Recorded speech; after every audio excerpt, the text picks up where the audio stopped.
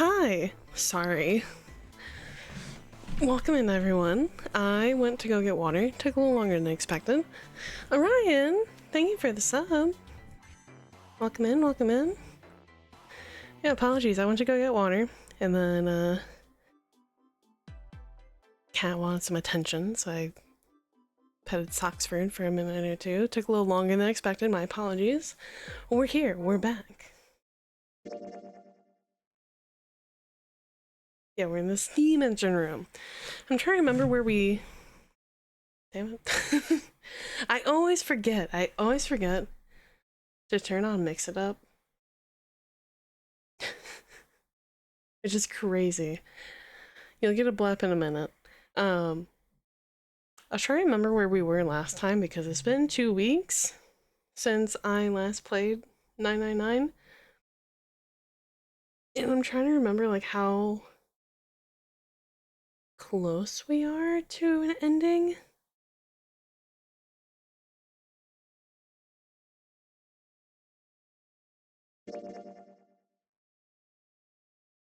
Yeah.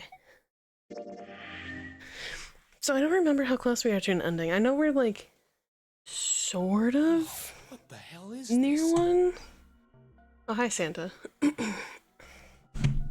Alright. Hope everyone's ready. I think, genuinely, I think we are close to an end. Oh no, we're... I stand corrected. We are not at all close to an end. So ends are down here. We're only... right there. Never mind. Maybe we'll get an ending today. I don't know. Anyway, it was gargantuan and made entirely of metal. None of the accents of wood or tile he'd seen in the rest of the ship. This room was purely functional, but utterly tremendous.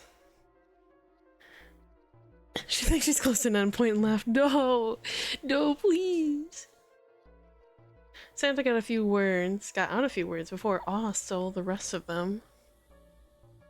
You'll get an ending if you play for 8 hours. Well, we also have to, like, add, like, 25% more time because it's streamer. So, like, chatting and reading. So, let's say, like, 10 hours we'll get an ending.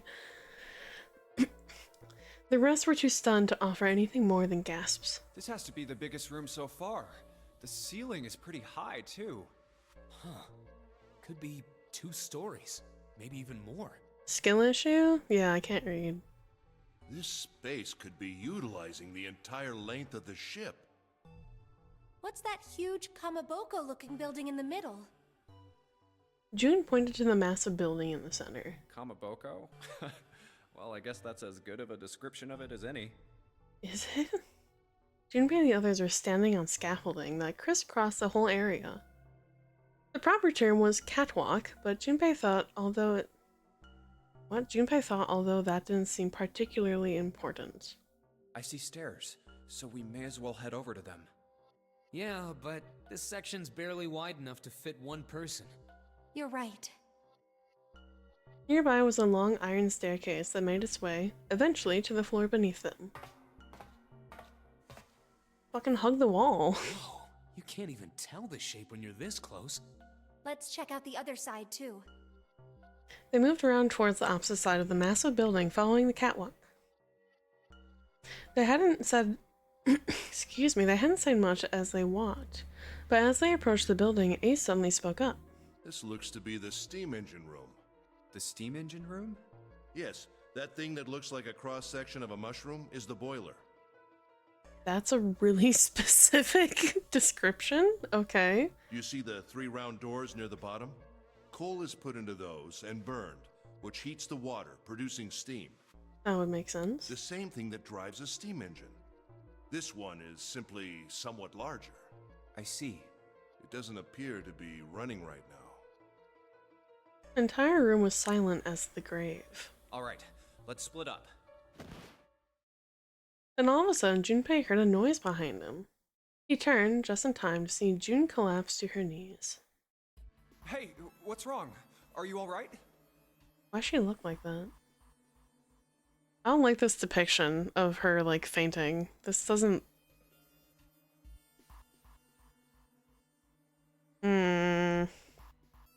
He dashed towards her and wrapped his arm around her shoulders to steady her. Hey, June. It was then that he noticed. Jumpy. You... Oh, you're really warm. Is your fever coming back? Yes. Yes. It probably is. But I'm fine. Please, don't worry about me. I just need to rest. And I'll be fine. Damn it, Akane, you're fucking useless in here. Her voice was weak and forced, and it said a great deal more than her words did. Okay, here, sit down, careful. Junpei carried her to the nearest wall and propped her up against it. She let her head fall back against the wall, as if she no longer had the strength to support it, and drew a ragged breath. Thank you. Her eyes were empty, as if she was having trouble focusing them, and even speaking seemed difficult for her. Junpei felt his hand ball itself into a fist and clench tight, his knuckles whitening. He had to find a way out, and quickly. He turned and looked at Ace and Santa in turn. Ace, Santa. Yes. Right. They might not have shared the depth of his emotion, but they certainly shared his concern. Alright, let's get started. Hang in there, June. I'm gonna get you out of here real soon. She managed a small nod before leaning back to rest her head on the wall. Seek a way out!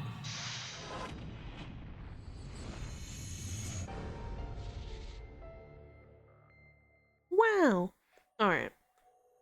Oh yeah, this is like a huge room. Okay, so we're... here? This way, I think? Okay. A tunnel goes all the way across the ship. I'd say this is probably here to move coal from place to place. Probably comes from over there. And then the belt carries it down the tunnel and out here. So if the conveyor belt was moving, yes, the coal would almost certainly come out here. Oh, it goes up towards the ceiling. Look at the button. It's glowing orange, right? It's gotta mean something. I guess pressing it is the best way to find out if it does something, Santa. Nothing. It's a square hole. Nothing in here. Oh, look at the back wall there. I can see 3 small slots. Terminals for some sort of connector, perhaps. You mean you think you're supposed to plug something in here? Perhaps. Okay, interesting. Anything else? No. Gear is rusty, but it looks like it's still pretty sturdy. A golden gear. Doesn't look like it always was golden like this. Well then I imagine it was prepared especially for this game. Looks like there's a door over there in this tunnel. The belt over there must deliver the coal, which is then picked up and thrown into this door. The door appears to be welded shut. Very well runs through the tunnel.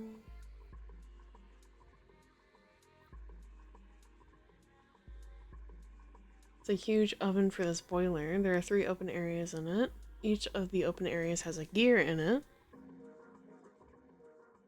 Huge bronze gear has to be important. Silver gear. Do you think it's made from pure silver? No way. Silver is way too soft to use for a gear. It's gotta be like steel or iron that's been coated with silver. Ugh, shouldn't have called it a silver gear then. Shouldn't have gotten your hopes up. Were you thinking you'd haul this thing back? Nah, but I think 7 could probably carry it, don't you? I mean, he's a huge dude. I don't know if he's like that strong to fucking lug it around everywhere. Okay. It's a bunch of wooden boxes by the wall. I already looked through those. There's nothing in there. Cool. Stairs to upper floor. They're connected to the boiler. Okay. That's not the thing I wanted to click on. That way. 3 sliders on the left are down, but this one is up. There's a number of lines engraved in these. I suspect we are meant to do something rather specific with them. Junpei, why don't you move that slider down? There's no harm in trying, I suppose. Nothing. Nothing happened. Maybe it needs to be prepared somehow. You're saying if we did something somewhere else, it would respond somehow? Yes, I suppose that's one way of putting it. Thank you for making that blatantly obvious. One of the doors to the furnace, there's an A on it. There's a circular wheel in the center of the door. Let's give that sucker a twist. It's noisy, but it opens, and it's totally pitch black in there. We should, go in there. Alright, let's go. This looks like the door we went into. Where are we? This must be on the other side, which would put us directly above the conveyor belt. At any rate, we should keep moving. There's a great deal we've yet to investigate. Okay. Nothing. Okay. You can see some scaffolding on the wall over there. A whole bunch of boxes in the way, can't get through. More catwalk. Oh, that's a weird lettering system. It's ACB. Or CAB.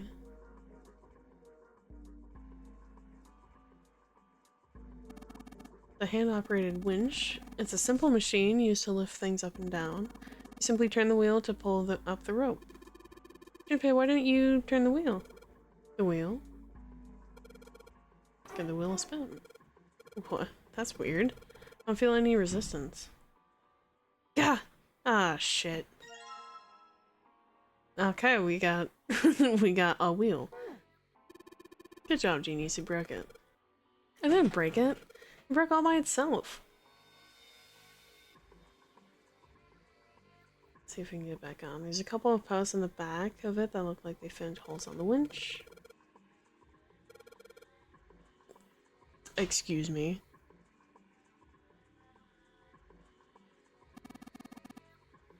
Huh?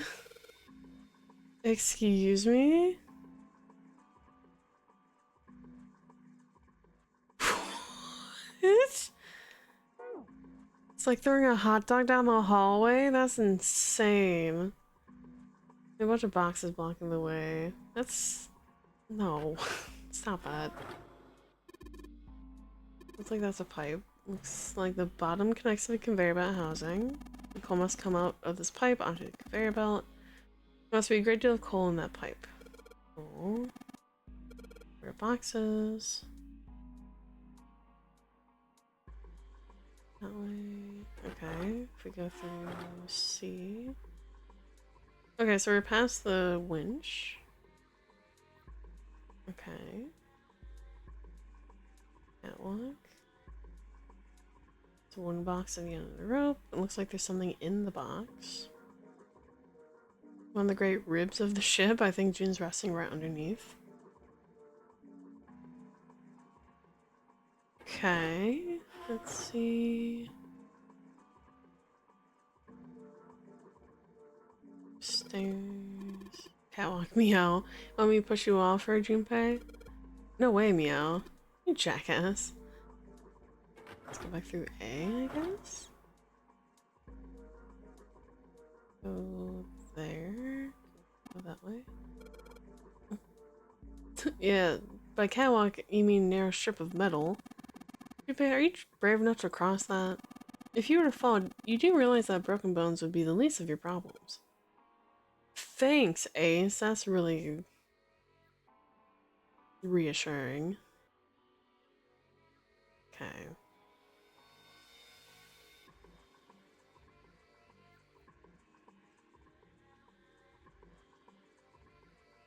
With that, there's a pair of wooden boxes. That's nothing in there.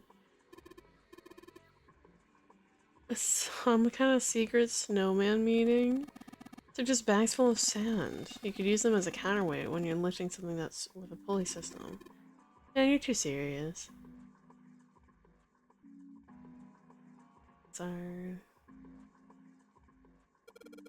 What is this? Given its placement, must unlock the door to the left.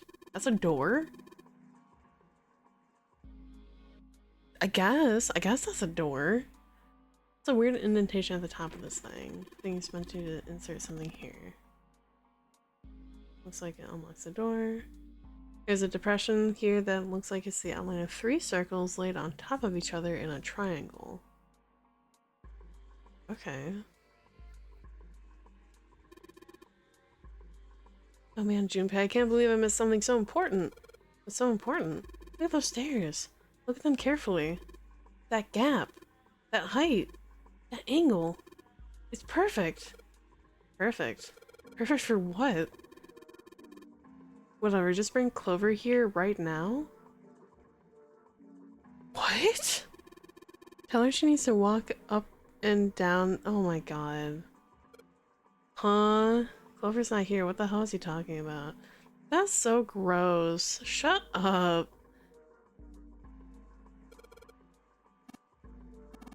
Looks like the exit. Looks like the door slides up to the ceiling. I meant to hit the back button. Ew. Santa, what the fuck? I thought you didn't like Clover.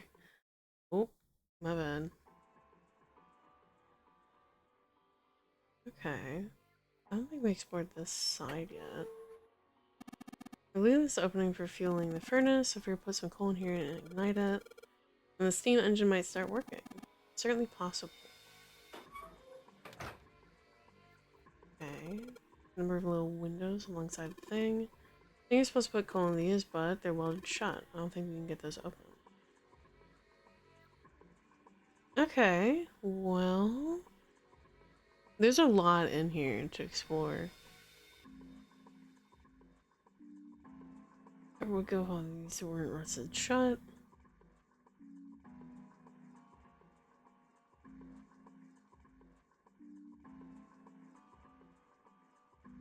I said there's nothing in the boxes. Boxes. I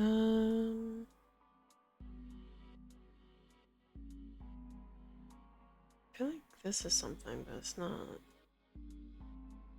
Okay.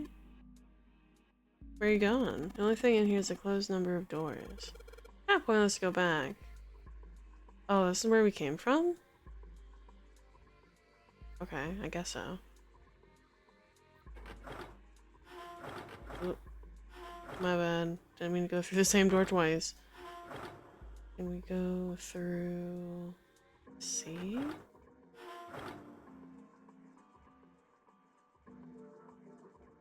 Upgrade winch. Let's see if it fits. Okay, this is the other winch. Sweet, it's a perfect fit. It's like they were made for each other. It's not shaky at all. Should be able to turn it. See the one box? It's under the catwalk. Can you see it? It's hanging from the rope on the winch, isn't it?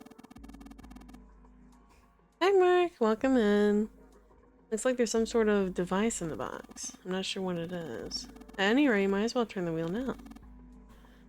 Is the dialogue less grating yet? Well, you just missed Santa being a creepy pervert about some stairs. So, I don't know. I'm counting on you. Turn the wheel. Oh, what's this? What happened? The wheel only turns to the left. Only turns to the left, which means we can't reel up the rope.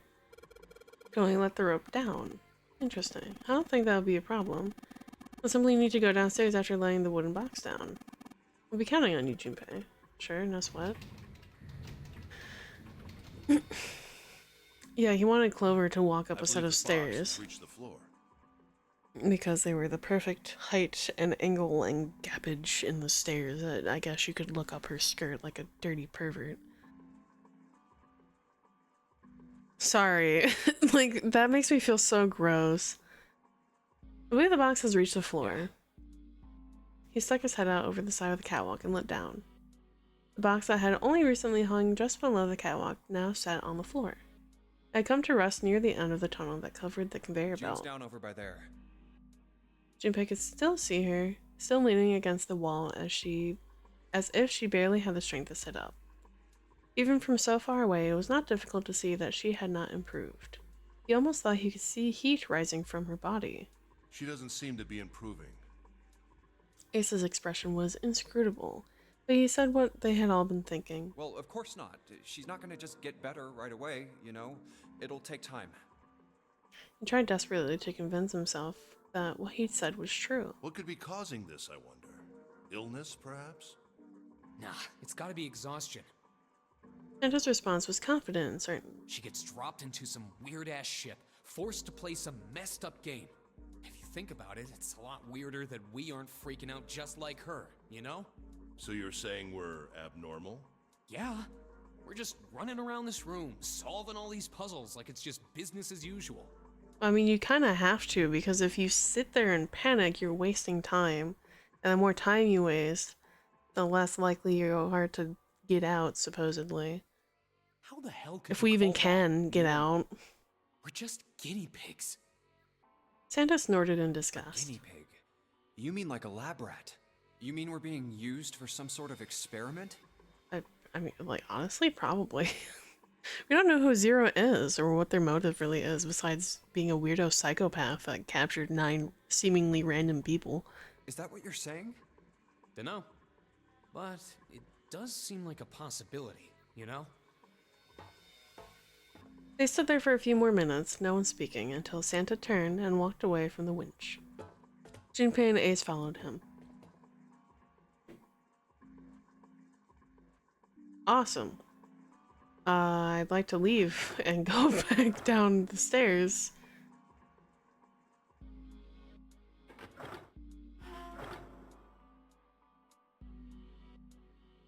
Where is... Oh, is it this one? A wooden box. Let's see what's inside. Control panel for something. Oh, it has the little thingies on the back, which we need. For this, specifically. Maybe this hole is where the panel goes. There's only one way to find out. In you go. Dude, you did it. Everything looks alright. Okay, but what do we do now?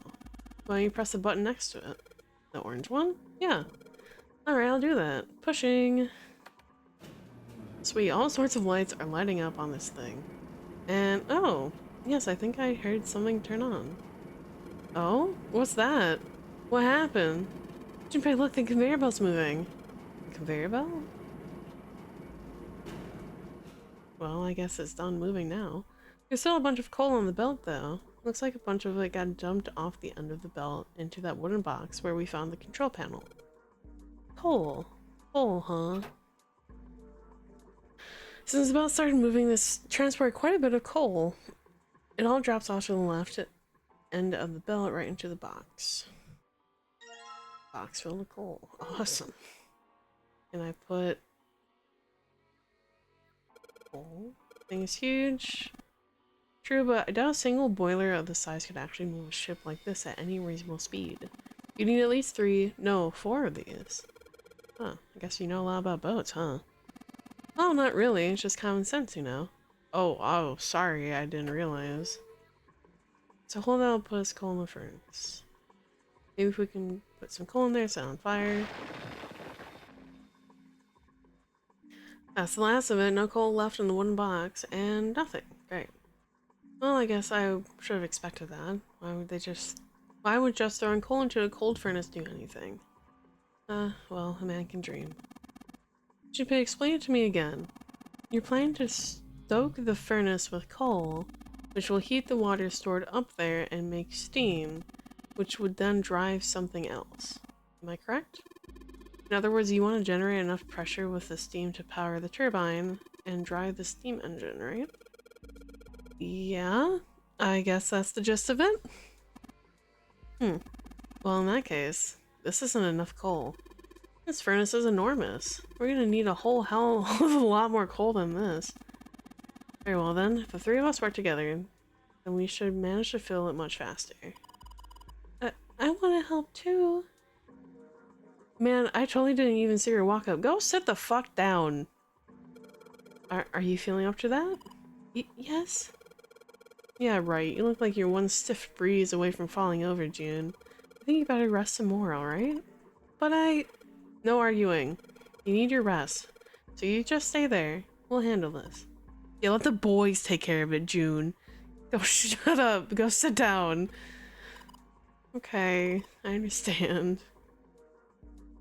Alright, time for some manly work. Wow. When did this game come out again?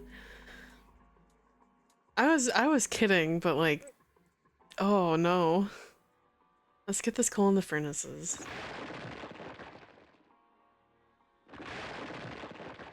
Yeah, that's definitely the noise that coal makes when being shoveled into somewhere.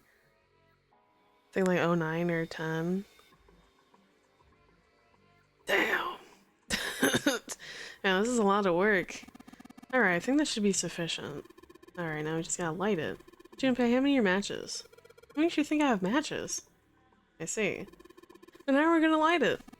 Perhaps there's a device nearby that will allow us to remotely ignite the coal. Let's take a look, shall we? Some sort of ignition device. Is it perhaps the weird panel on the wall that is up here? Yeah, because these change from orange to yellow, so I guess that means that this is filled sufficiently with coal. Is this?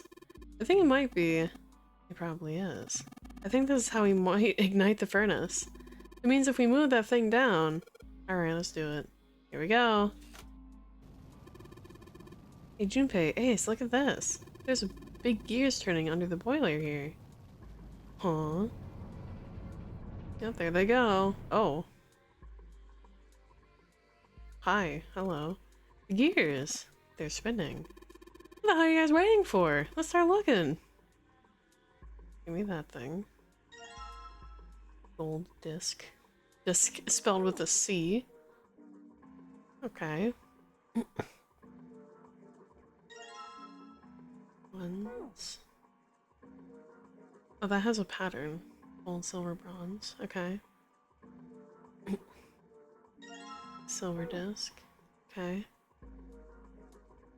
Oh fuck, where is that side? Is it this side? Junpei, what are you doing? It's hotter than hell in there. Did you already forget we lit the furnace? Oh, you're right. Oh, piss. How do we get it on the other side? Do we have a different way of going up? There's a pair of boxes. Nothing sand in them. Whoa. How do we get upstairs now? Oh, it's right here. My bad. Looks like this thing unlocks the door. There's an impression here that looks like it's outlined 3 circles, 8 on a triangle. Maybe we put the 3 discs we found into the thing. There's only one way to find out. Oh, that's odd. Nothing's happening. Maybe you're, I don't know, putting them in the wrong places? Perhaps you have to have them facing the wrong directions. Perhaps you should rotate the discs to make some of the lines connect to one another. No harm in trying! Instructions! When the disc is clicked, it will rotate a certain amount. When the white arrow is clicked, the discs are switched. Please note when the discs are switched, the angles for the disc are reset. Cool, well this is gold. And that switches. I'm going to assume that the red is going to line up. Cool. The red line's on the disc. I think maybe I can make a star polygon with these. Did I do it? You found it! Yippee! That was not a hard puzzle. Yes! The door's open! Because I saw the... On the gears themselves, I had the colored indignation of where they go. And I don't, just like the red lines looked like they lined up to me and like the other ones didn't really. I don't know, but sure. Given the circumstances, Junpei's happiness was certainly understandable. Ace seemed to share his excitement. All right, Junpei. Why don't you go get June now? Santa and I will keep an eye on the store. Santa snorted. Why do we need to do that? Even if it shuts, we know how to solve the puzzle now. We could just open it again. Well, the police didn't like that I solved how to open the door, I guess. Well, I suppose that's true. Shall all 3 of us go and collect June then? Nah, I'm cool. I'll let Junpei handle it. He still seemed irritated by something, however, and sat down on the stairs petulantly. So are you only interested in being contrary? a sighed, with the air of a long-suffering parent. All right, I'll go get June. I'll be right back. Yeah, that was for me. Yeah. Sorry. I have...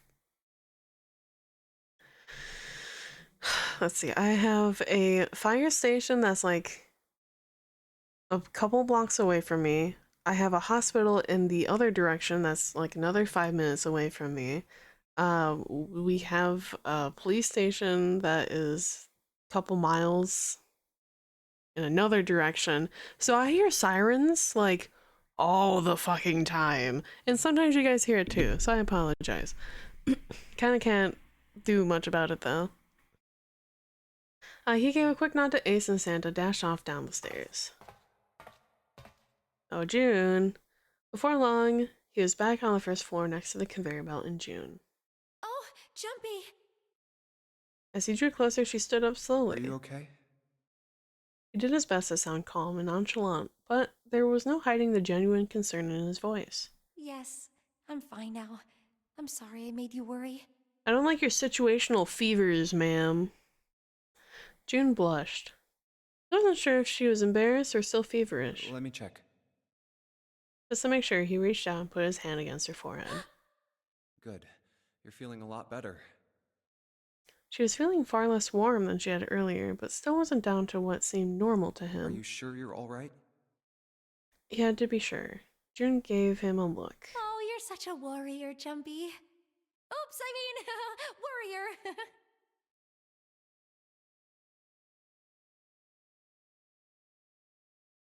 Are you okay? June giggled. She wasn't sure if she just made a joke or not, but seeing her smile again made Junpei feel at ease. If she was well enough to smile and laugh, then she really was feeling much better. He gave her a friendly poke on the forehead. All right, let's go. Go where? Oh, right, I didn't tell you. We got the exit open, so... Great, let's go. June clasped her hand and nodded urgently. They headed back to the exit, but on their way they found... Oh, it's... Santa? Santa was sitting on the stairs. He was, however, holding something in his right hand and staring at it with a strange expression. Junpei and June slowed down and finally stopped in front of him. What are you looking at? Santa answered without looking up, his voice quiet. It's a photo. It's my sister. Oh shit. Sister? Santa, you've got a sister? Santa simply nodded. Yeah. Kid was cute as a button. June cocked her head, confused. She was only about an inch tall then? Santa glared at her. Oh, sorry. I guess an inch is a little large for a button. Probably more like a half inch. June, shut up. Santa didn't smile or laugh. Sorry. Why are you looking at it? He simply turned back to his picture and spoke. I was her Santa Claus. Wait, what? Okay, sure. The sudden revelation took Junpei by surprise. He had no idea what Santa meant. He glanced at June, who shook her head. She didn't know either. What'd you say? You were like, huh? Where is this coming from? What prompted this? Where, like, what? Have you ever heard the story of the two Santa Clauses?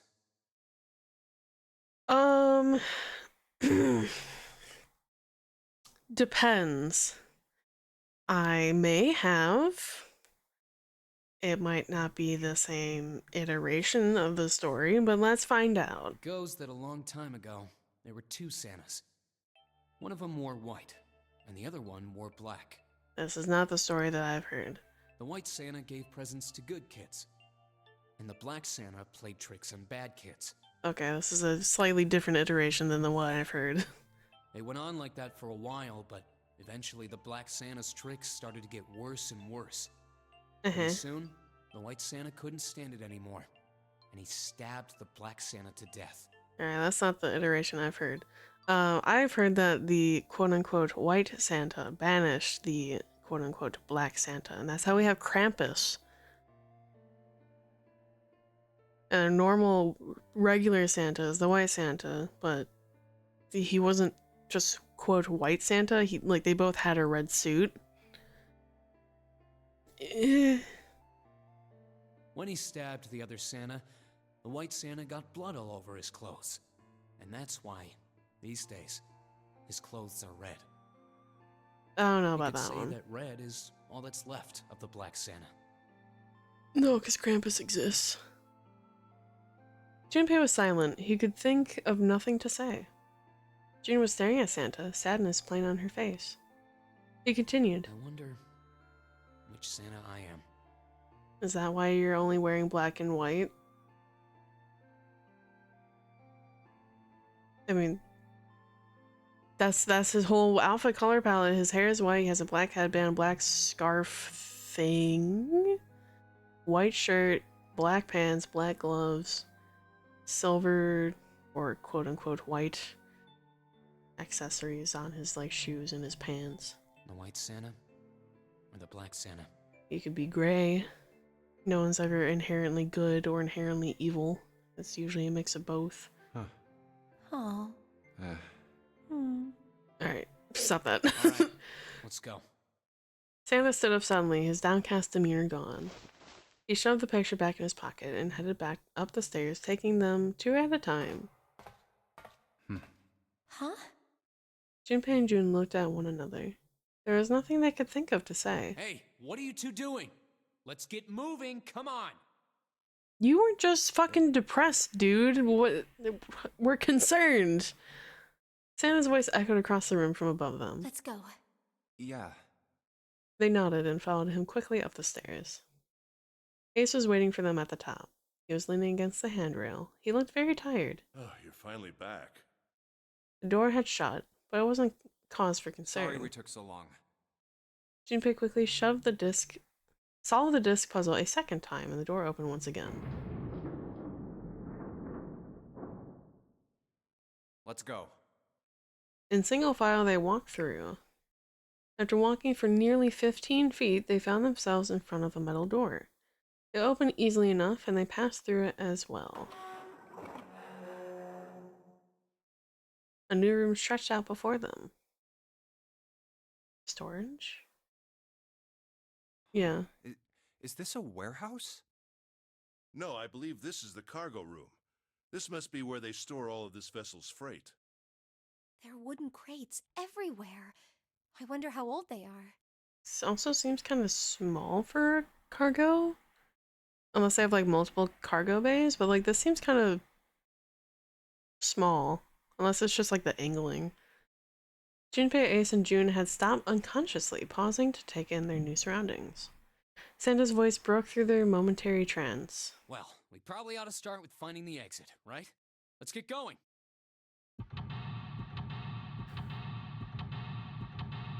Seek a way out! Again!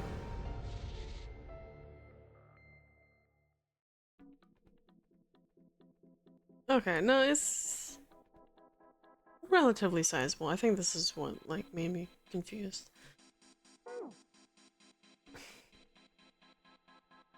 One, two, three, four, five, six, seven, eight, nine. Cool. It's locked. I guess we need a key to open it. All the boxes have numbers on them. Well, if we need a different key for each... Oh. Ace bent down and picked up something that had been sitting next to the box. Junpei, take a look at this. It's a picture. No, wait. Is that a card? Oh! It's Lotus. Interesting. Here's some numbered boxes and cards with pictures of all of us. Does that mean we need to collect the cards that we don't have? Oh, we need all 9 cards. Okay, fine. We got 7. Search all the boxes. There's nothing in them. A couple more. There's myself and June. Some sort of liquid in the barrels. Not sure what it is, however. Gross. That's where we came in from. Don't think I know what's in these barrels. Snake! No, snake! Clover. Ace. Let's see, that's 7. Crates are quite large. They seem to be tied to one another with sturdy straps. Oh, it's what's his face? I forgot about him. Santa. Oh shit, that's weird. I wasn't expecting that to like bounce over on this side. So let's see. 8, 9. That should be everyone. The box, there's nothing inside. Here's what the fuck this is. This is the only area with a fence around it. Junpei, I think you can go take a look at that. Sorry, but no thanks. Why? I have a bad feeling about it. Pussy. Okay, fine, I'll go. Please be careful, Santa. Yeah, but just in case. Wait, what's he gonna do with that screw? I don't see what throwing a screw at the fence is. Holy shit. This... Oh man. There's electricity running through that fence. Looks like it. Then we can't go to the other side. Oh, we could jump off those crates, but we won't be able to get back. Huh. There's a huge electrical current. If you do that, you won't be able to get back. If I can move some of the crates over here... Are you sure you can even move them? Well, if they weigh too much. Then what are you gonna do? I haven't thought of that. No, it'll be fine. We'll just do it anyway. It's fine. Alright, well we have all the key cards. Now we finally have all 9 picture cards. We just need to insert these cards into the slots at the front of each box. Junpei stared at the cards in his hands. Ace peered over his shoulder at them. You know which card goes in which box, yes? Junpei gave him a look. Yeah, of course I do. It's really obvious. You just match our numbers to the numbers, then you pop the corresponding card in the right box. So for instance, the card with the picture of Ace on it goes into box 1. The card with the picture of Snake on it goes into box 2, and so on. Oh, I see. Why'd you say it like that? Why'd you say it like it was like some big mystery? Huh? What is it? Junpei thought he might have imagined it, but he could have sworn Ace stiffened. I'll leave the rest to you. Hey, wait! Why'd you say it like that? He quickly turned and walked away. What's wrong with him? Why'd you say that? Hey, Ace? Why'd you say that? Why'd you say it like that? Whatever. Doing his best to clear his mind for the task at hand, he turned back towards the boxes. Time to solve the 9 boxes puzzle. Hey, hey buddy, could you... Hey, yeah, could you elaborate on what you said there?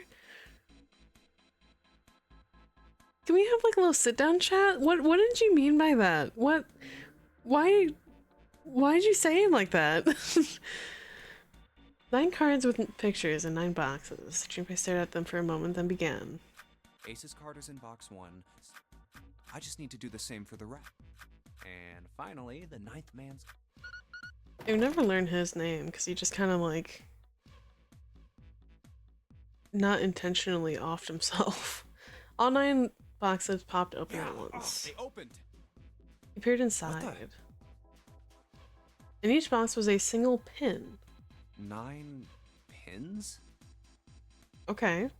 They looked a little like sewing pins, but much thicker. I guess I'll take them with me. Junpei collected them all quickly and shoved them into his pocket. That's 9th man, don't worry about it. I know it's 9th man, but we never learned his name. Or even like a code name. He just is like nameless 9th man. We didn't go up here. These stairs, they go up 3 stories. What are you waiting for, Junpei? Whatever, I'm going. This is the only door here except for the one we just came in through. This is the exit. No shit, Sherlock. Of course it's locked. Is it an electronic lock? No, just a keyhole right under the knob. So to open this door, we gotta find the key that fits that keyhole. Yeah. Okay. There's a metal panel on the outside of the window. Thermometer's off. We got a green switch here and a red one and some kind of lever. None of them seem to do anything though. Maybe the power's off. Maybe. There's a single green light at the bottom though. That means there's 6 holes here. It looks like the pins I found would be perfect for them. The ones you found in the 9 boxes. Well, why don't you try it? I think 2, 4, and 6 should go here on the top part and 3, 5, 7 on the bottom. Well, some of them lit up. Yeah, 3 and 6 did. I wonder if there's some kind of rule that determines which lights go on. 2, 4, and 6. So that's 10, 11, 12. That would make 3 as our digital root. Keywords here, digital root. This would make 3, and then this makes 15, which is 6. You think maybe it's the digital root? The digital root. 2, 4, and 6 is 12. The digital root of 12 is 3. Therefore, light 3 turns on. 3, 5, and 7 is 15. The digital root of 15 is 6. Therefore, the light 6 turns on. The digital root? Oh my god, you mean the whole concept of numbers here? In this whole entire game? Oh my god. We have to use it again? Makes sense, right? I see. The lights that match the digital root of these pins inserted on the top and lower parts will light up. So that's how it works. The thing the entire game is based around? Oh my god. Well, there's one other thing I'd like to check. Oh, 9. Yeah, 9 has been lit up. If he wants to try, he's certainly welcome to. So he'd put the 1, 2, and 3 pins on top and 6, 7, 8 at the bottom. It turned off. 6, 7, 8 is 21. Digital root is 3. Therefore, 3 turns off. 1, 2, 3 is 6. 6 is 6. I get it now. If the digital root for the pins you insert is the same as the number of lights that are lit, those lights will turn off. Alright, now we know how it works. Wait, you mean you know what you're supposed to do with these lights? Well, no, but I figure we could try and see if we can turn them all on.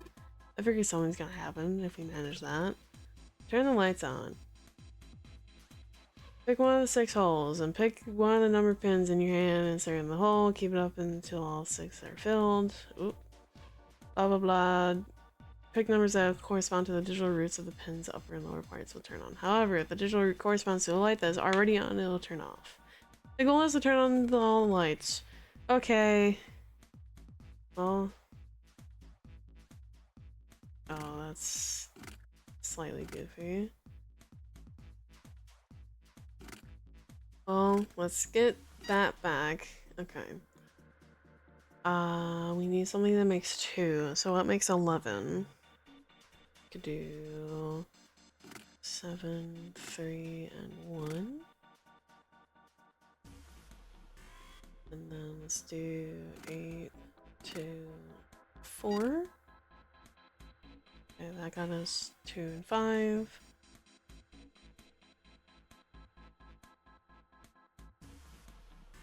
I need 13. Let's do 7, 3. No. 8, 2, and 3. 13. Does that make 4? And then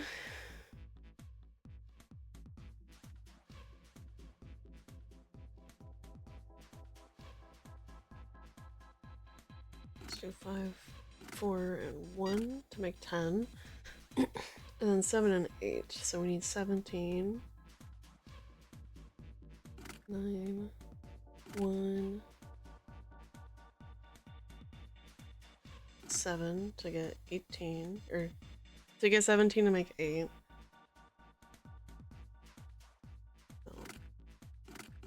Oh. Hold on. So we need 16 for this, and then 17 for that.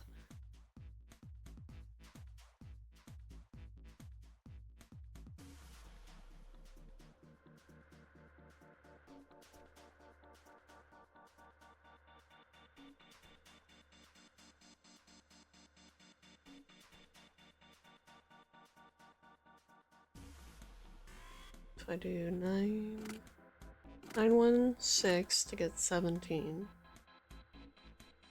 And then 7, 3. No. How the fuck do you make 17? 8, 2, and 7.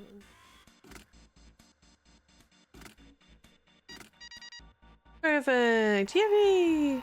F. Oh, okay. Oh, what is that? That 15? All lights are on and the shutter opened up. What does that mean? Hi, Coping Cat! Welcome in! We gotta do it again. Oh, I was doing so well. Okay, so we got 9 holes, there's an F above them. I don't know what the F means, but I do know one thing. What's that? This time there are 9 holes, so we need to insert 9 pins. Okay, that's boring. Well, why don't we try first? I think this is 15. In, oh, what is it? Hexadecimal? Is that what that is? Because, like, 1 through 9, and then A, B, C, D, E, F, and then 10. So, F is 15? If I'm remembering correctly? Oh, okay.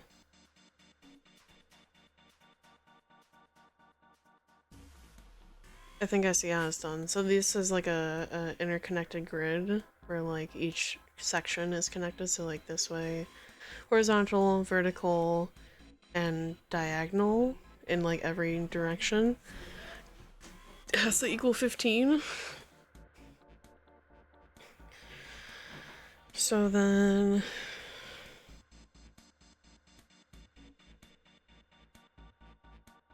I think the safest would be that 5 is in the center. And then you just want each cross to add up to 10. It's like each corner adds up to 10 in some way. Where's my index card? I'm gonna write this down because I don't want to like do a bunch of trial and error writing or like game wise. So our goal is 15. So let's do.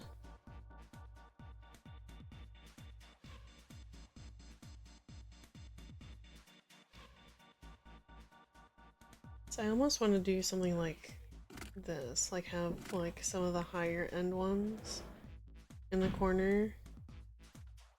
Let's do that, right? Because this is 15, that's 15, because this is 10, that's 10, and then that's 5. 6 and 2 is 8, so that could be 7, opposite of that. And 1. Holy shit, I did that first try! Oh!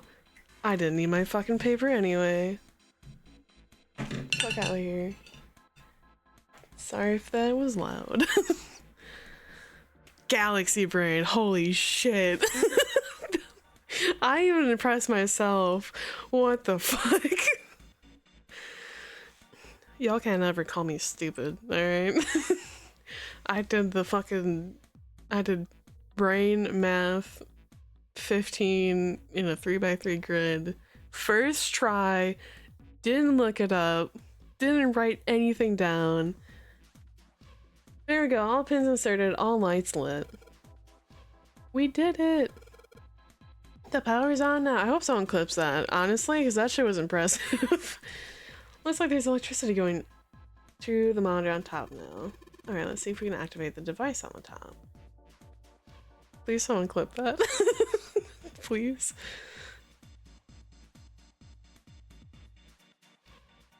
Oh wait. Wait, you said the device on top, which would be like up here. Scaffolding. This? Oh, that would make sense. A green button, a red button, and a lever. I wonder what these do.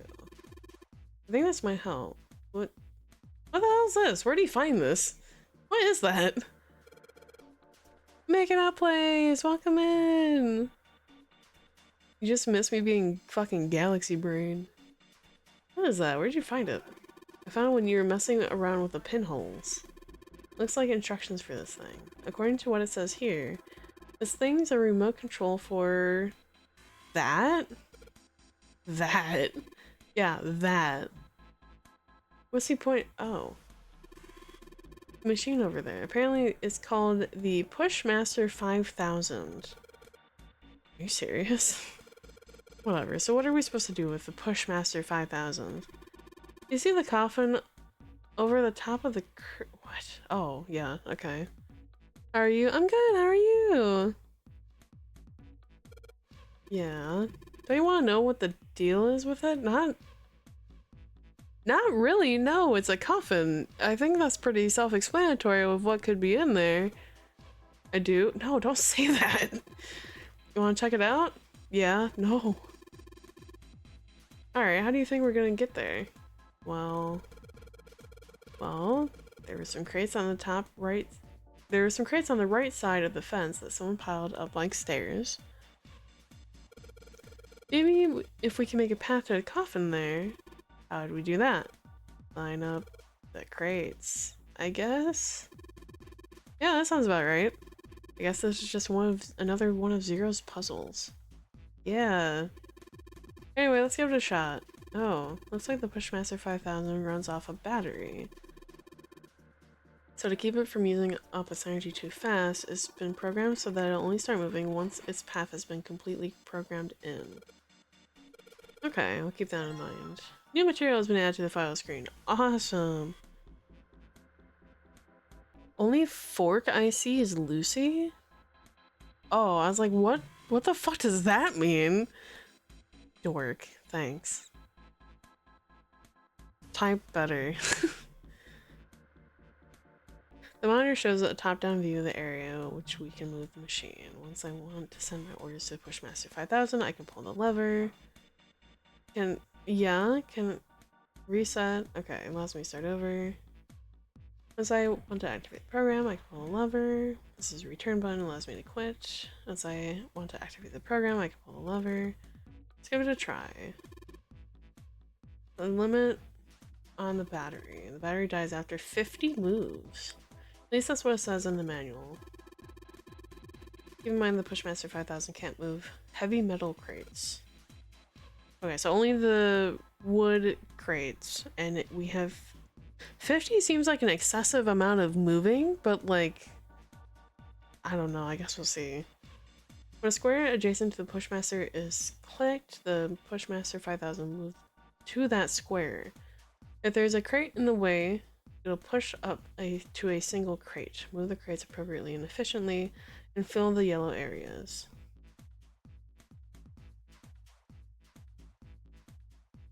Oh. Okay.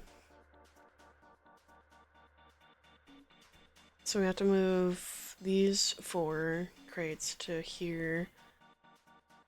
Oh no. The Pushmaster 10,000? Boo. How do I... Okay, that's fine. So let's...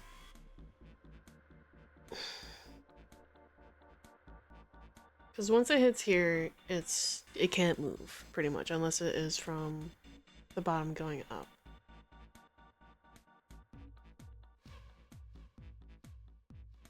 This can get pushed up.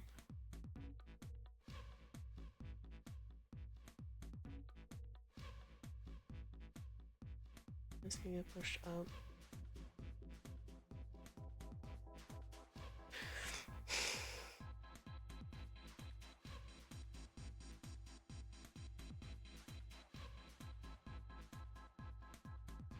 I'm trying to think, because like the middle is going to be the hardest to fill in because of this like center block.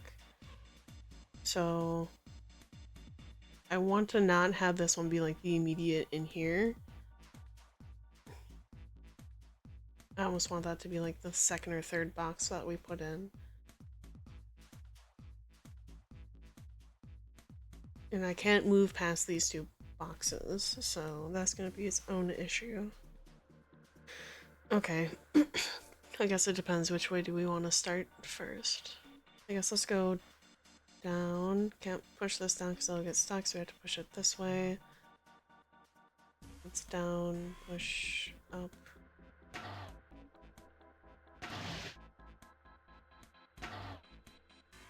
Nope.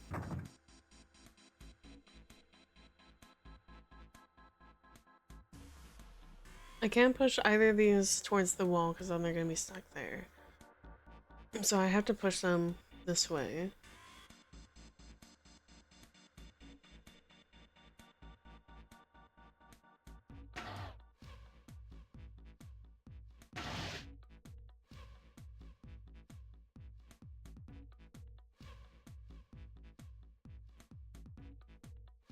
Oh, I hate this.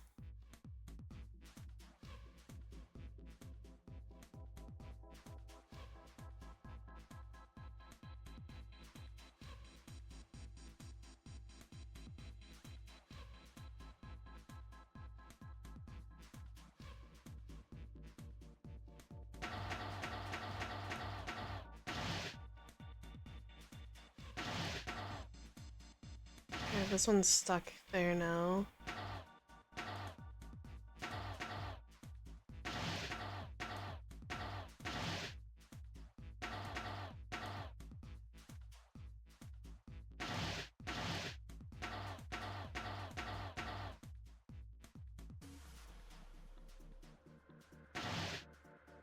Oh, I can see how this racks up to 50 moves really fast.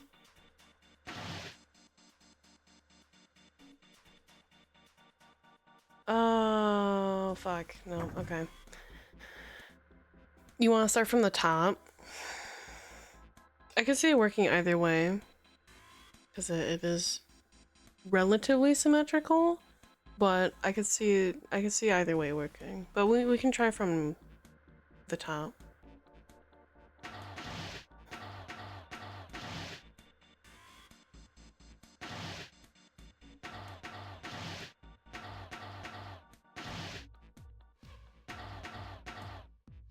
We can't push two at the same time. Okay. What the fuck? What do you manage from the top? So that goes here.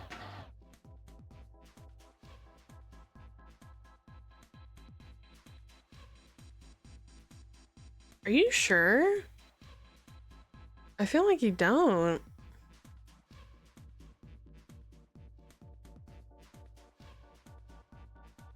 I feel inclined to not believe you.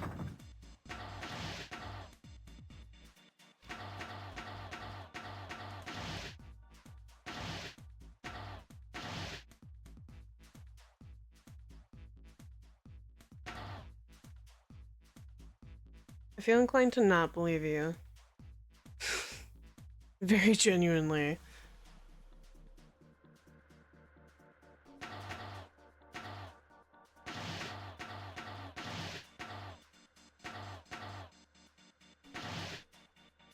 Yes, I don't think so.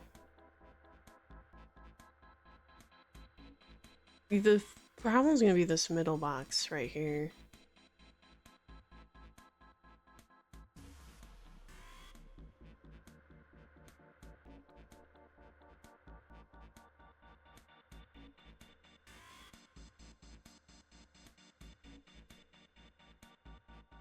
Because we can't push it from this way, so we have to push it from a different direction.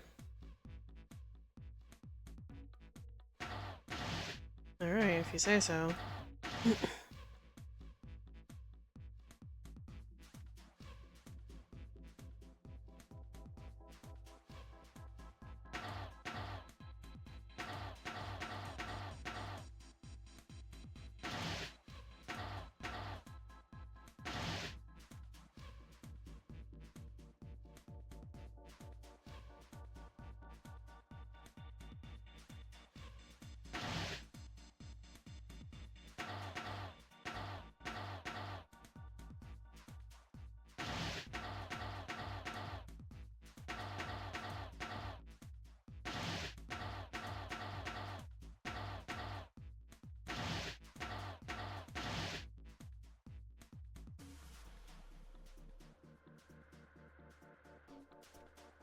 I'm not gonna have enough moves.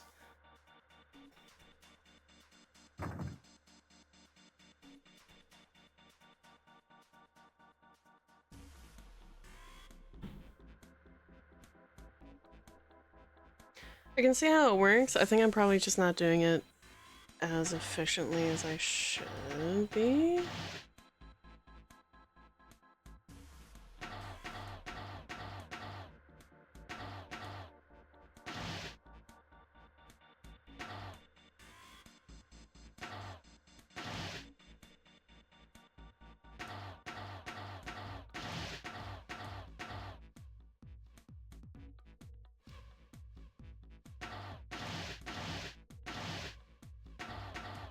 Okay, I think I got it.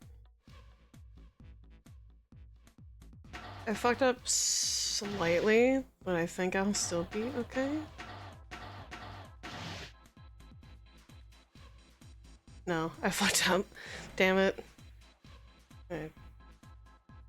1, 2, 3, 4, 5.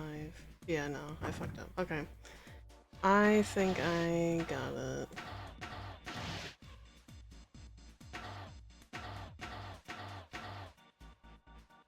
You have to be so precise with that. Thank you for the water.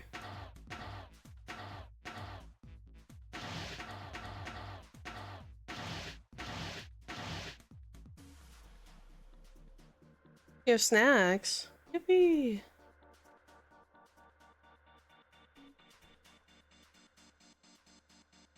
I'm gonna do this way. Enter.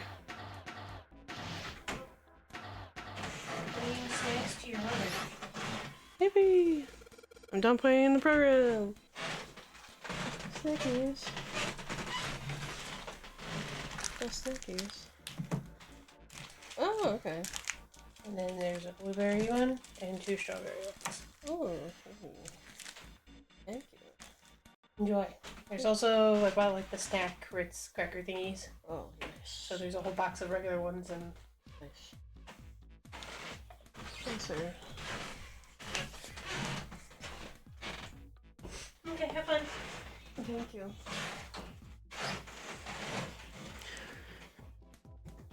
My dear sister has brought me snacks. We got some Fiber One brownie, which I will be using as my breakfast. Delicious. And chewy yogurt, strawberry, and blueberry granola bars. Yummy. Euro snack? I don't know about that one. Okay, if you say so, buddy. I'm done putting in the program. What do I need to do next? Just be quiet and watch. See, it's moving already.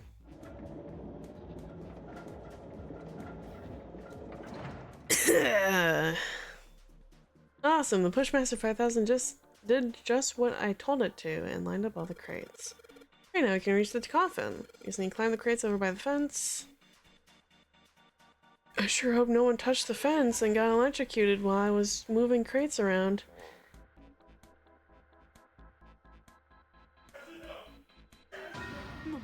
Mommy!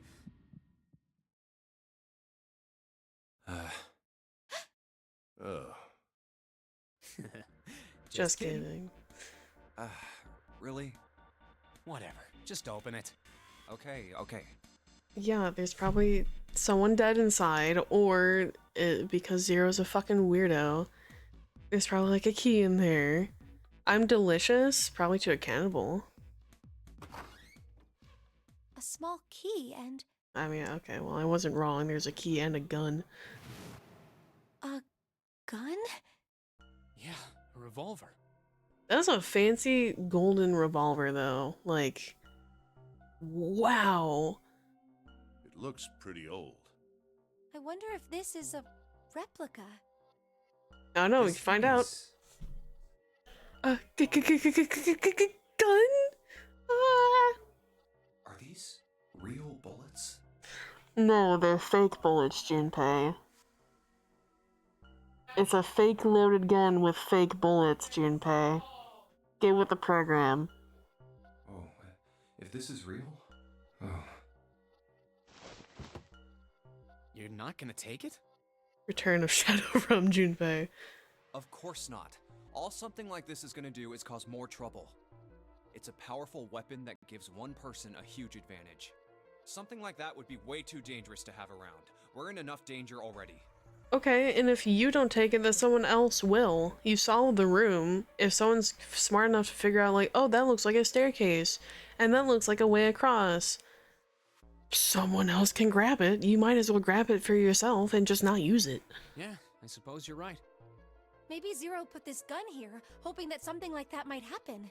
In other words, maybe he put it here to make us fight each other. That too. If you don't grab it, someone probably will, and it's not gonna be you, which means you're probably gonna get shot. In that case, we should most certainly leave it here. I, for one, have no desire to let Zero control me. I don't know why, but that sounded like so not serious. Like, we should definitely leave it here. I definitely have zero desire to take the gun with me. Absolutely don't want to touch it. I am gonna shit my pants if someone even shows it to me. Like, that sounded so fake. What the that was probably just like, yeah, or like grab the bullet so there's like nothing to shoot with, you just shoot blanks, like something. An empty gun is not a strong weapon. It's still a weapon because you can like smack someone with it, but like it's not a powerful weapon without the bullets. I don't know why his line sounds so fake. I think that's just like the delivery of it, but that sounded so sarcastic. Me neither. Okay, we've got that figured out. But you aren't gonna leave that key in there, are you? No, we'll take the fucking key because that's how we leave. Of course not. We'll take that with us. A rusty key. Awesome.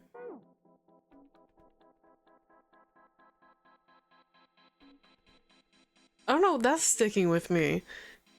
I've seen fandoms better than this shit, honestly. Like, no hate to the game, because the game's interesting, right? But like, I don't know, something about Ace is starting to bother me. First, that weird comment about like the 9 boxes that was like down that way, and now the line delivery of the gun. I don't know. Let's put the key in here, and yes, sounds like it did it. Yay, looks like it's open. I see, this key should open this door. Hey, what are you waiting for? Let's go. Yes, it's opening. Yay. I don't know, something about Ace. Something about Ace is throwing me off. I already know all the information. Long hallway, huh? Let's check it out.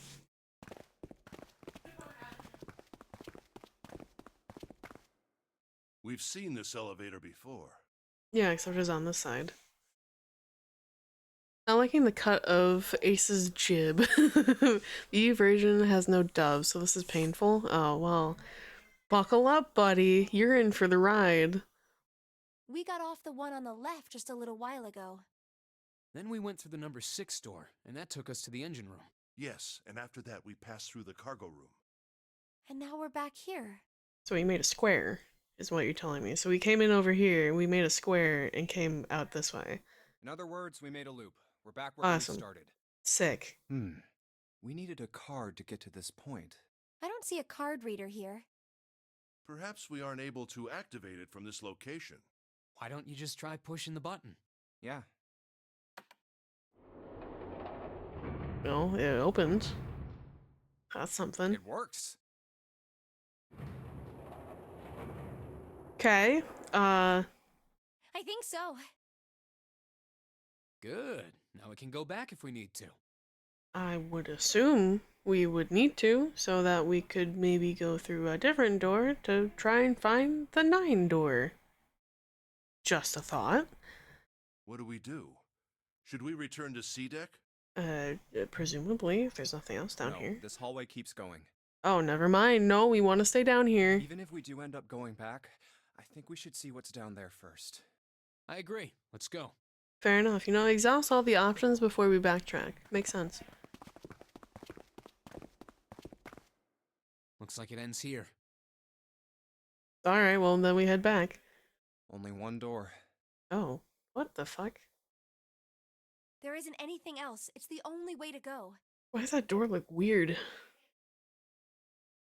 All right, let's open it. Jump scare. Just... Oh. The 9 door. Well, how about that? We found the 9 door. Of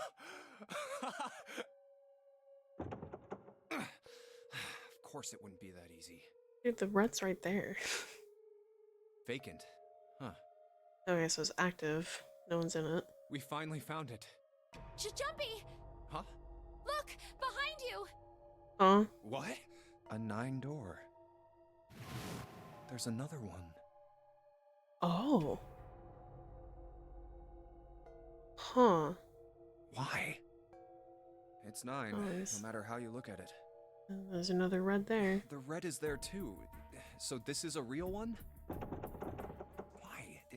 Why the hell are there 2 doors?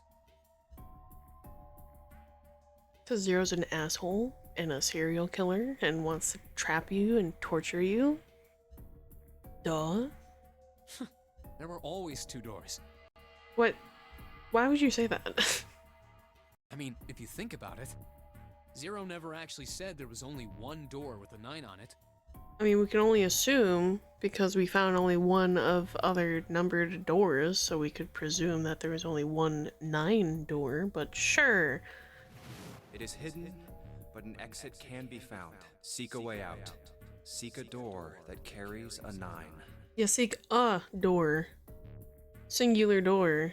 Seek a singular door that carries a 9. So we were led to presume that it was one door that had a 9 on it. Of course, we just assumed that there was only 1. After all, why would there be more than 1? Oh, man. Oh, jeez. Tricked again by the serial killer mastermind. Oh, damn. We fell for it. There are 2 doors. That means that all 9 people who had met at the central staircase could escape. No one would be left behind. Okay, we don't know that for sure because only one we would think is an actual exit, and then the other one would be either we loop back around or it's like a death sentence. So well, we don't know that. Like, yeah, we could have used everyone, but that doesn't mean like everyone could escape. Now it makes sense why the bracelets are numbers. 1 through 9, divided into teams of 4 and 5 people. The digital root of both teams ends up being 9. Take 1, 2, 7, 8, and 3, 4, 5, 6, 9 for example. Yeah, Or 2, yeah, 3, 4, 9. okay, There are yes. a bunch of combinations that work, and if one team has the digital root, what does that mean? Uh-huh. The answer's simple. From the very beginning, the Nonary Game was designed to save all 9 people. That's not true, because we don't know what one of the 9 doors holds and what the other 9 door holds. Classroom found. Time to turn around and look for a miss loot. True. That's how it was meant to be. Okay. I said this before at the beginning. That Zero wanted everyone to work together. That was the point.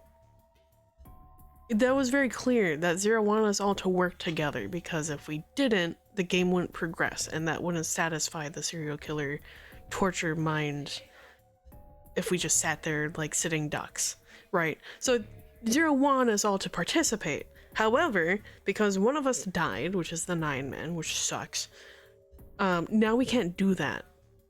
And now that we have 2 9 doors, we don't know what's behind both doors. Could they both be exits? Could they one be an exit and then one be a trap?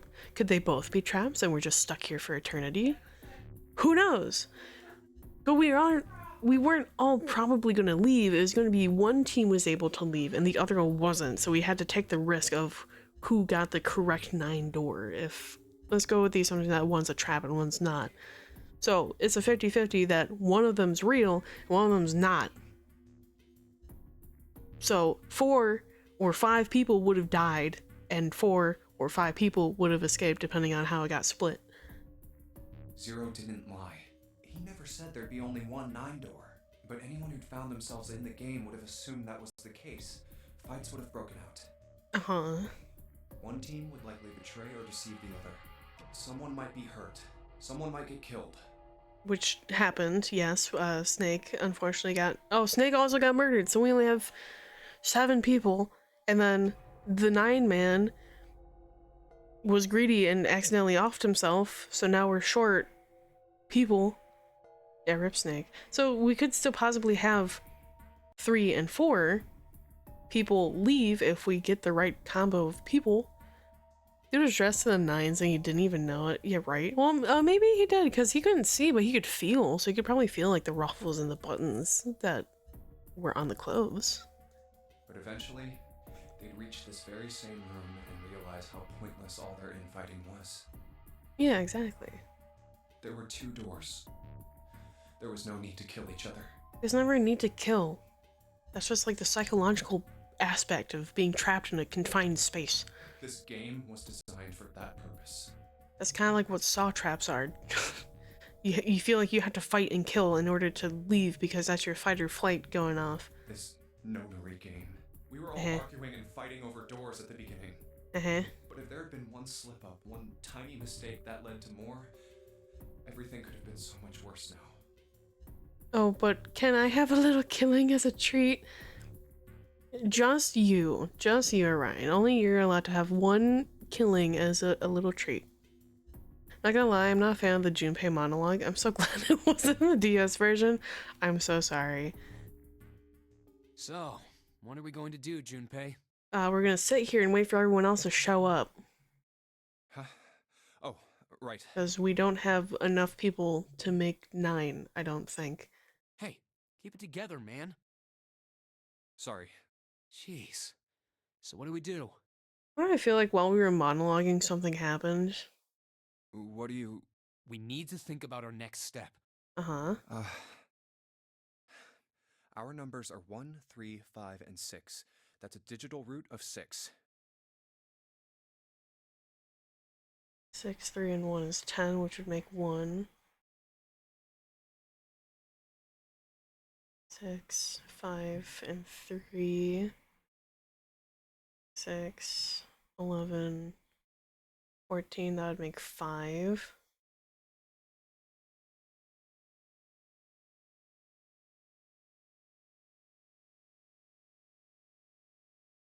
So well, 5, 3, and 1 would make 9. So it'd be myself,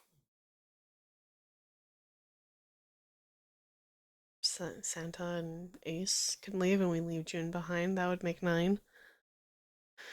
The 4 of us can't open the number 9 door. No. The 4? Wait. Yep. There's one combination that'll let 3 of us open the 9 door. Yeah, and I just figured that out. Thank you. That's why I'm asking, what now? What now? We leave June behind and we just go. We gotta go back. Yep. I agree. We cannot leave June behind. Are you sure?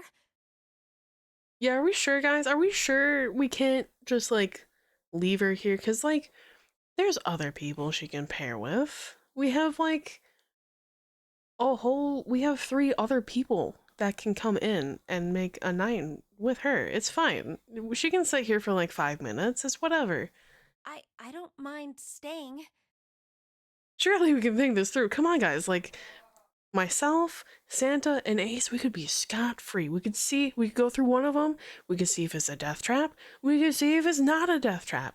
And if it's not a death trap, then we're fine. If it is, then June can witness it and hear our bones crunching and see the blood pool out from under the door. And when the other people show up, be like, hey, don't go through that one. We're going through this one instead. Take me with you. And then they'll be fine. It's a win-win. It's okay. There's no way we'd leave you behind. Fuck! Besides, I'd rather drown at the bottom of the ocean than escape with this sausage fest. That's... I was gonna say homophobic, but I don't think that's actually homophobic. You don't want to leave with a bunch of dudes? What the fuck? Maybe I'll get to go to Atlanta.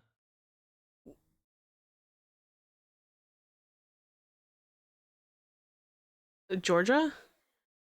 That's an odd take, right? Do you mean Atlantis? If we're going to the bottom of the ocean? Are you sure you don't mean Atlantis? Thank you, Ace. Huh?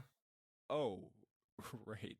No, he definitely mean Atlanta, Georgia. Like he wanted to go to the south and take a nice little vacation.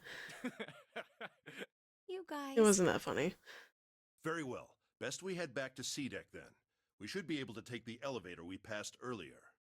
Hopefully it's not Atlanta. The fucking traffic there is abysmal. Oh no, I've never been, so I have no idea. Perhaps Clover, Seven, and Lotus will have returned from door 1. 4, 7, 8, 6. I'm gonna do some quick math. 4, 7, 8, 6. 25. That makes 7. So someone's being left behind, I think. Oops, sorry. I use my keypad as my hotkeys and also for typing out numbers, so my bad. So that made 25, which would mean that makes 7. But even with all 7 of us, Standing around here isn't going to accomplish anything, don't you agree? Let's find the other 3 first, and then search for another solution. I guess you're right. All right, let's go. Yeah. Okay. Yeah, alright. Come to Fine. think of it, what is this room? Probably a death trap. Or, well, okay, the actual room itself, like, not behind this, but, like, just, like, the room. Looks like a church or some sort of holy religious room. Like, it looked like there was pews. We were so focused on the doors, we didn't even look around. Huh. Yeah, these look like pews. So, like, maybe, like, a church or a temple sort of room where, like, you could have religious services. It looks like it's set up for some kind of ceremony. Or that, you know, generic ceremony. But what kind? Any. Could have a wedding here if you fucking wanted. A coffin? Or a funeral, I suppose. What on earth is a coffin doing in a place like this? There's morgues on ships.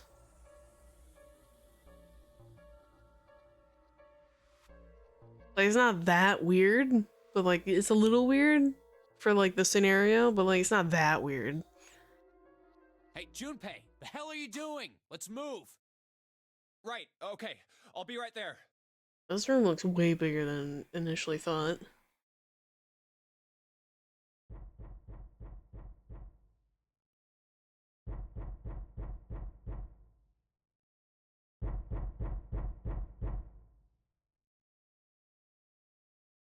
Who's fucking knocking on the coffin? Human sacrifice? I guess. Who the fuck's in there, though? Oh, if it's just like a robot, just like a machine, just like Look, it's... on the inside. 7 and Lotus. Where's Clover? We've got a problem. Oh. Clover is gone. Oh. Okay. That might maybe be solvable. What? What do you mean, gone? When? Why? You 2 went into door 1 with Clover, didn't you? So now we're at 6 people? Yeah, we went through the door together. But Clover barely spoke to us. Yeah. She just did her own thing the whole time. Uh-huh. There were 4 rooms on the other side of door 1. She wouldn't let us into the 4th room. Why? She just said, I'll take care of this one. And shut the door. Oh, did she off herself in the room? Oh no. She must have blocked it with something on the other side. We waited for a while, but Clover didn't come out. We called for her, but she didn't answer. So I kicked down the door and we went into the room. But It was empty. It was empty? Fucking Houdini-ash fucking disappeared? Clover wasn't there. There was a door on the other wall. And it was open. I Okay. figure she opened the door and left by herself. We ran after her, of course, but Well, obviously we didn't find her. You figured that much out. Clover's gone. When did this happen? We got here just before you. You certainly have excellent timing. So you haven't searched anywhere other than near the staircase? No, we haven't. Oh no, well she's in the coffin. Well, if Zero got her ass and stuffed her in the coffin. Very well then. We'd best separate and look for Clover. We haven't much time left. Let's begin. I don't like the thought of separating because of our group. Myself, June, Ace, and Santa know that there's a live loaded gun in a room in a coffin.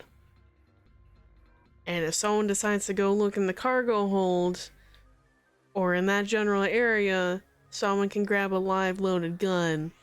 Yeah. I don't like the thought She's of not that. here. No, she isn't. There's no sign of her. Let's go. Guess we checked the hospital.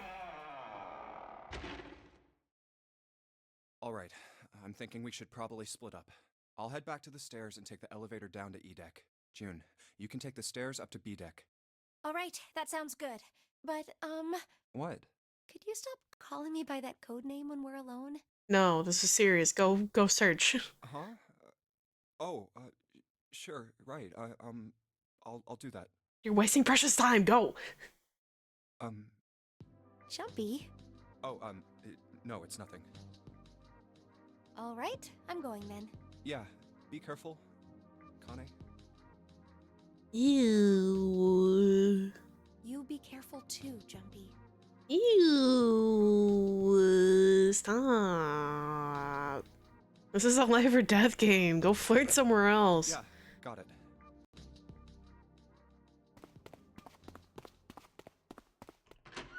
June, blow up.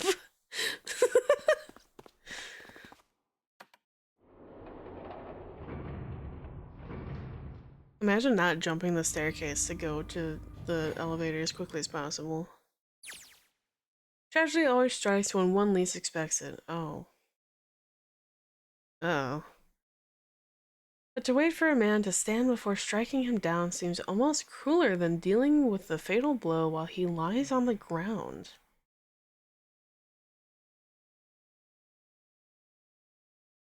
Tell me you're not trying to get hot and heavy in the murder ship? Not particularly, no, not really, no.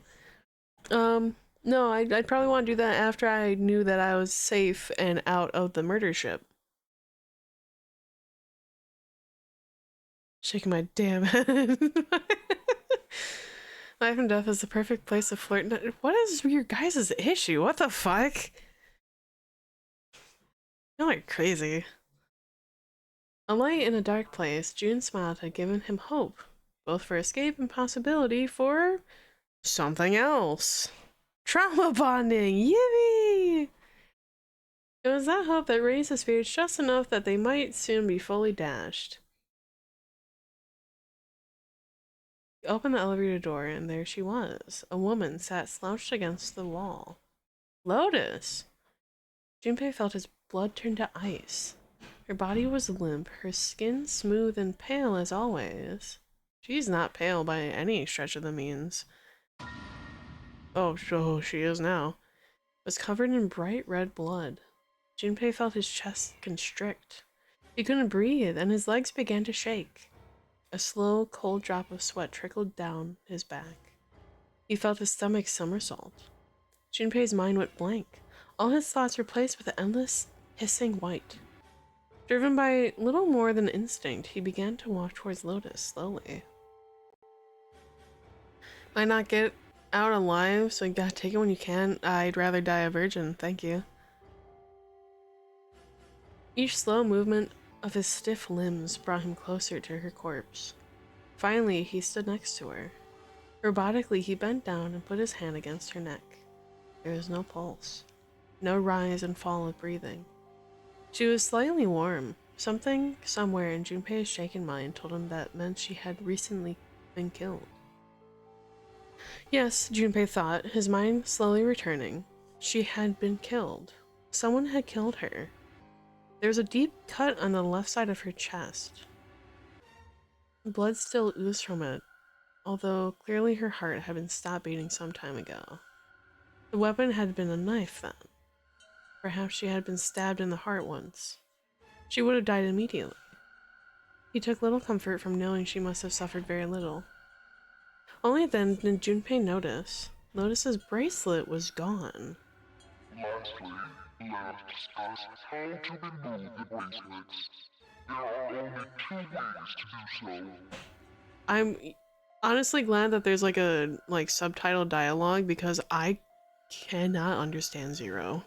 1. You escape from this ship. 2. Your heart rate reaches 0. In other words, once the bracelet is taken outside the confines of the ship, or the panic that the wearer's heartbeat has fallen to 0, it will shut down automatically. I know this is like a really serious moment.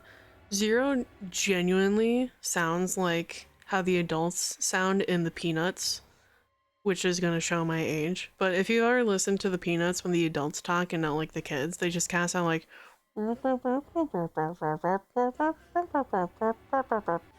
That's what Zero sounds like to me. They really should have thought that voice through a bit more. Genuinely, like it's so hard to understand if you didn't have this. Yeah, like that's what Zero sounds like. Was that why the killer had ended Lotus's life? So that they might have the number 8 bracelet? If that was true, then the killer was whoever wanted the number 8 bracelet. Or perhaps more accurately, the person who would gain the most by obtaining the bracelet number 8. Who is that? Who would benefit the most from the number 8 bracelet? The thought had only just entered Junpei's mind when he heard a noise. A sound like a sharp knife cutting through wet meat. It struck him as strange that the noise came from inside his own body. A moment later, the pain hit him. It wasn't merely pain. There was heat, extreme heat, as well. He felt as though molten iron had been splashed against the side of his body. Finally, his brain made the connection. He had been stabbed. Show your age, not like it's a 90s cartoon. It's ancient. Yeah, I know. You know when the Peanuts came out? It was like the 60s. Hello? But where? His body was quickly going numb. He couldn't tell where the knife had met his flesh. Given the circumstances, however, he had most likely been stabbed in the back. Whoever killed Lotus had now done the same to Junpei as well. His voice was little more than a weak groan.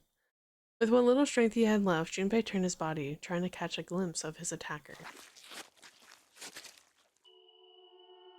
But as he did, the knife dug itself in deeper, twisting viciously.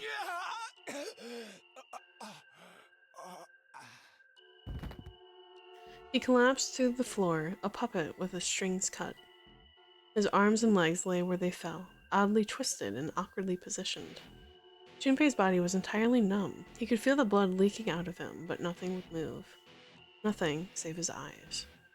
As he lay on the floor, his life ebbing away, Junpei finally saw his attacker. 2 tiny images of the killer reflected in his eyes. With that recognition came nothing. He felt no emotions, not anger, not sadness, not regret. The paralysis that had claimed his body had reached his mind. His killer glanced down at his body.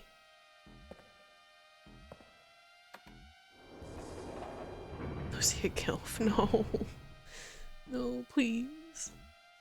Then, without a word, climbed into the elevator and was gone. His eyesight began to fade. The world grew blurry and began to dissolve into an empty white fog. The fog crept into the edges of his mind and worked inexorably inward. Soon it swallowed up the last that remained of Junpei's mind, and his consciousness left him. There was nothing more. Into utter emptiness he fell. Into zero. Whatever Junpei had been was gone. Bad end! We got an ending! Let's go! Yippee! Was it an end? Sure. Saw the knife ending in 999. Alright, cool. You've reached one ending. This game has multiple endings. In order to experience all the endings, you need to play through the game multiple times. Make sure to save your progress now to retain all information you acquired. Memory of Escape has been added to the title screen. Memory of Escape enables you to replay the escape rooms you've completed. You know, I think I'm okay. Let's go! Would you like to save? Yes. Yes, we would like to save. Thank you. Oh. You actually reached an ending. It only took us, just under 2 hours here.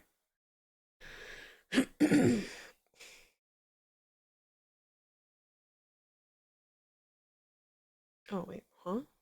1, 2, 3, 4, 5. There were 6 on the title screen. It's probably one's like the true ending. Like one of these will like branch off to be like the real ending.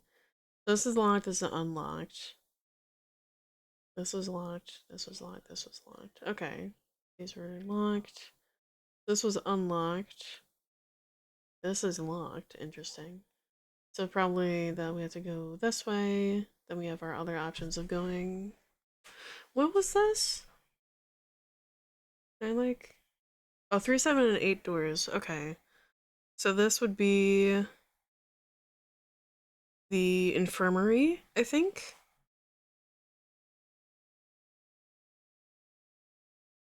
Yeah, this is the infirmary. So we would have. Ooh. Oh, shut the fuck up. I wanted to go back to the map. No, shut up. Okay. 4 and 5 doors. Okay. How do I? Okay. I don't know why it's not letting me do that. So this is when we were in the infirmary. This is when Ace purposely took some like sedatives and knocked himself out so that we go through one of those. One of these loops back to the main route that we were at. The one is like a completely like other route.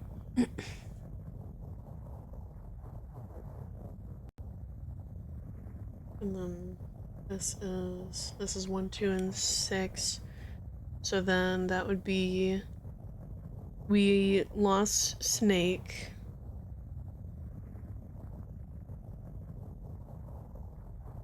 And we were... This is when we drew numbers. And Junpei, I think, rigged it so that he would just kind of go wherever he wanted. So that would be that. Oh, okay, cool. One of those leads to the same route here, one goes to this route. We didn't have something here. What is that? Leave no one behind. So this is when we found the ritual room, but we were missing something, so we couldn't open the coffin, I think is probably what this is, or like go through the 9 doors. So that's probably what that is. Not sure what this would be, and not sure what this would be. So, oh, what was this? 4 and 5. What?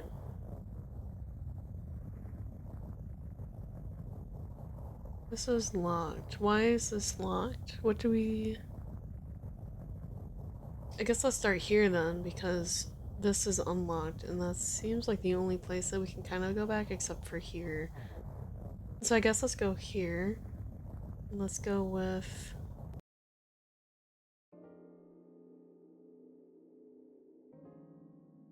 Blah, blah, blah, Well, blah, we blah, can't, blah, right? blah, blah, blah. Like you. You say something? No. Stop. Yeah. Huh? Well, Ah, yes. Yes, that's true. you It's the got it. You're next. I'll take 7. What? Who me? All right, Junpei.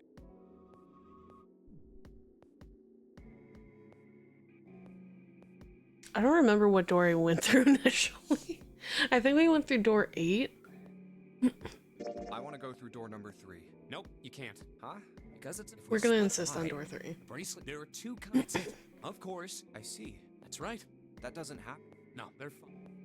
Option A, have, and option 4, and option 3. Blah, blah, blah, blah, blah, we know. Those are the Blah, only blah, blah. Wait. Blah, blah, shut the fuck up. If we want to... Have you mold it over? Anyway, you've got you can't choose 3. If you choose 3, so what are you gonna do? 7 or 8? Take the risk and choose door 3. Sorry, Santa. What? Why the hell? I'm just... Okay, sorry. This is new information, new text. Junpei thought hard after thinking about over his conclusion was, sorry Santa, I still want to go through door 3. Well, that's nuts, you've gotta be crazy. Why the hell are you so obsessed with that door? I'm just curious about door 3, that's all. That doesn't explain shit! I've got a reason. I'd be happy to explain it to you if you'll just come with me. I'm curious about the red. 7, would you mind authenticating for me? What? Why? Please, just do it. Happy? Yeah, thanks. The number 7 has been entered into the red. Next is June. Please touch the red just like 7 did. Jumpy, what are you trying to figure out? Ah, yep. I think I might have found another way out. What? Really? Now please, June. Oh, okay. 765. All right, the only people who haven't authenticated. So, what? You don't get it. Huh? Can we what's all the go sum through of the your number 3 and door? Clover's? 12. And what's the digital root of that? 3. Which is Santa's number. By the way, Lotus, what's the number that's currently in the red? 7 plus 6 plus 5 equals 18. It would be 9, right? Yes, and what will the digital root be if you add 3 to that? 3. The door's number. There you go. Hey, wait a minute. What the hell are you up to? Can we all just go through the 3 door? I'm not up to anything. I'm just waiting. Waiting for what? I'm waiting for the balance to shift. What the fuck does that mean? Junpei? What the fuck does that mean? Santa, or Lotus and Clover. Oh. So we're picking favorites. Once one of okay. you moves, the others won't have a choice. So I'm waiting. You son of a bitch! You tricked us! Then all that stuff you were going on about is all bullshit! Bullshit, huh? I don't think so. Didn't I tell you I'd figured out another way to get out of here? This is it. Why the hell would you do something like this? Jumpy. You did this just so you could go through the same door as June. That's it? So, who's it going to be? Santa or Lotus and Clover? Shit! Let's go, Clover. Huh? Fuck! You can't say that! What the fuck? You can't say the F word like that. Come on. Also, what is this, like, angling? Like, I get they're running, right? Like, if I maybe scoot over, like, you can see Santa over here. But why? What is this angle of, like, Lotus grabbing Clover? Like, it's, like, slightly undershot. Oh, no, wait! This is insane! This isn't— Yeah, well, but...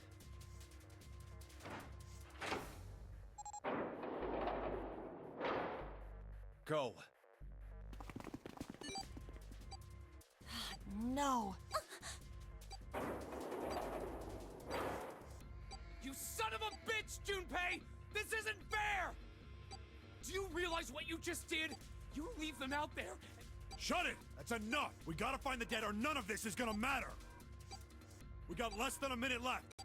No time for screwing around. Damn it. You and I are not done yet, bastard! Where the hell is it? I mean... Over there! It's gotta be behind the door! Damn, it's pitch dark inside. Can't see a thing! No, wait.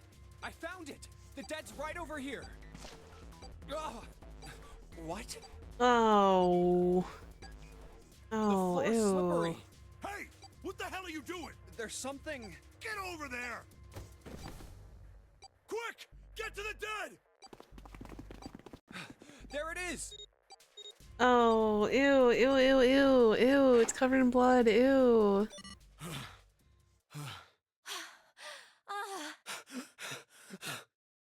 It stopped. It stopped. Ew. I don't think I'll ever get used to doing this. Okay, hold on, my headphones are freaking out. 1 second. It does this sometimes. Windows had another update recently, and it supposedly fixed the Bluetooth drivers, which my headphones use. I don't have wired headphones. What was it?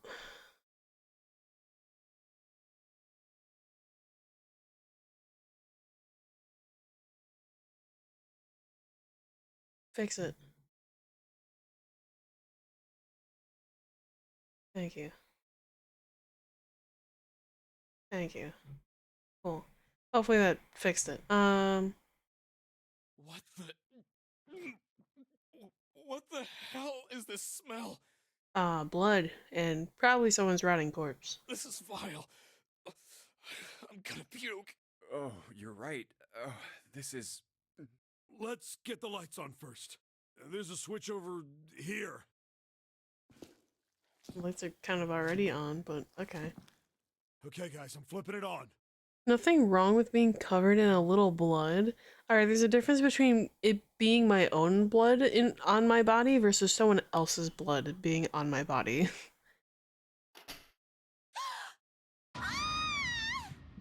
What? Hey, Oh, this is... looks like an explosion. Just like the Ninth Man. The detonator in his bracelet set off the bomb in his gut. Oh god. The bone is coming out of his left arm. it's definitely an open fracture. The face is the worst. Yeah, you can't even tell who it is. But the clothes are... Is that... Snake? Snake? Snake! Oh my Ah! god. Why did this happen?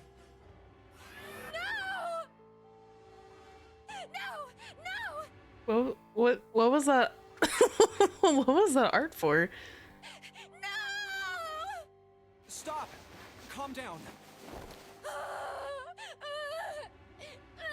Blood is blood? No.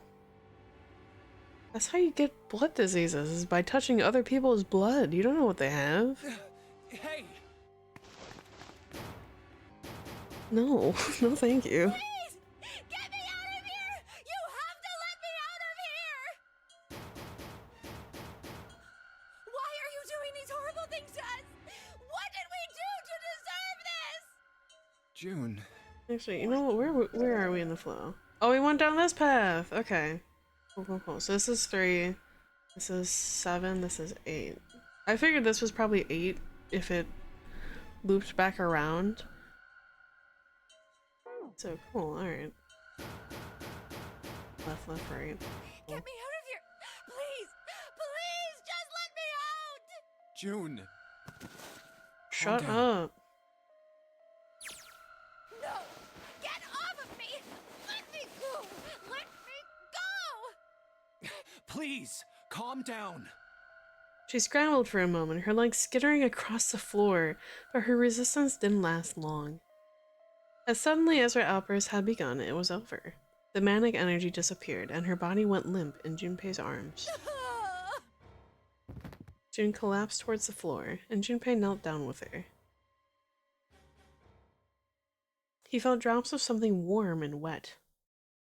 Was she crying? A moment later, she began to sob.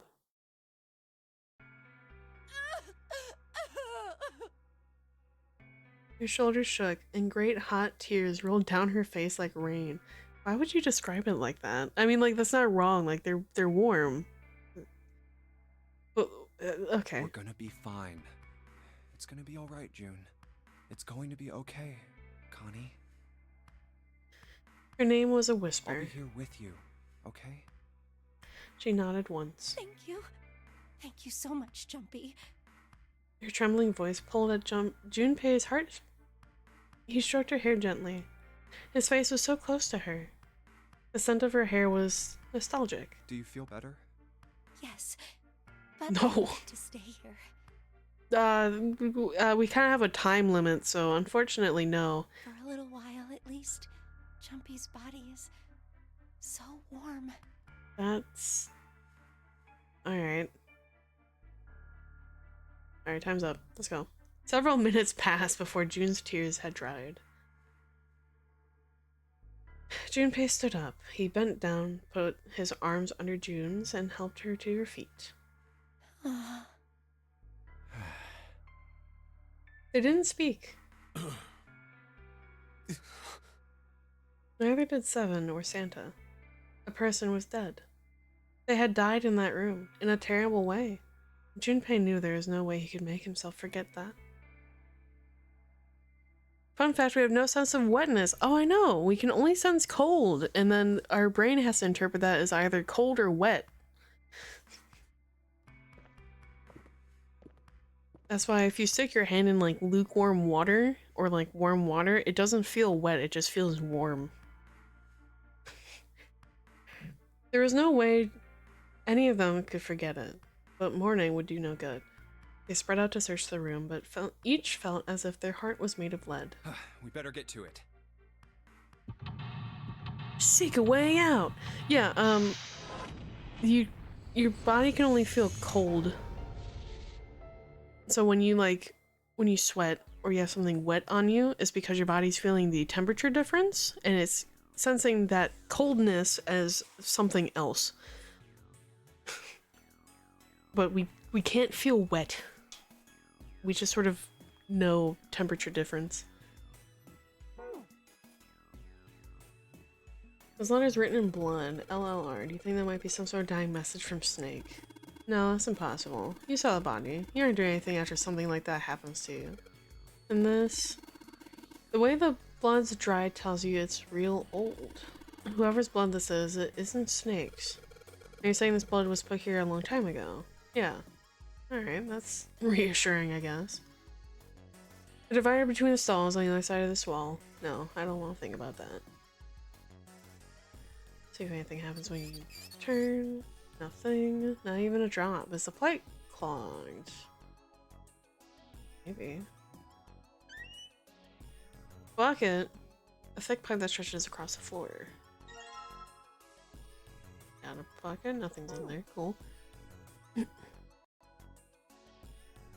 Junpei reached for the broom, and as he grabbed it, he heard a soft voice from behind him. It was June. Rabbit Hutch. Excuse me? Huh? He turned around. June still looked sadly pale, but there was a smile on her face. Oh, you just reminded me of it. The Rabbit Hutch, I mean. How did I remind you of something like that? Jumpy and the broom. You're always playing around with the broom in front of the Rabbit Hutch. I was. Don't you remember? Junpei stared at the broom in his You hand. mean you don't remember that summer either? She looked very sad. He shook his head. Of course I remember. How could I forget something like that? It was terrible.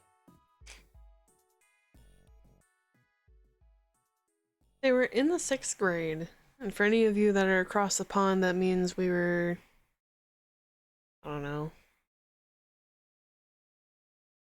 12, maybe 13. Junpei and June had been assigned to take care of the classroom pets, the rabbits. Their chief duty was to clean the hutches every morning. On the final day of school before summer vacation began, Junpei overslept. He rushed to school and found June standing in front of the rabbit hutches. No sooner had Junpei arrived than June began to cry. Just lost 6K in gambling? I'm about to go missing? What? What the fuck does that mean? The first thing he saw was blood. The hutch was filled with the dead bodies of the rabbits. Oh. Oh no. Even after their teachers and friends came to see what the commotion was, June couldn't stop crying. I just kept crying and crying until you came over. You held my hand, and you looked very serious, and you said, Stardew Valley Blackjack. What the fuck? Blackjack is just counting. How the fuck did you lose 6K? It's like the easiest one to count cards in. "Don't cry. I'm gonna catch the person who did this." After you told me that, I finally stopped crying.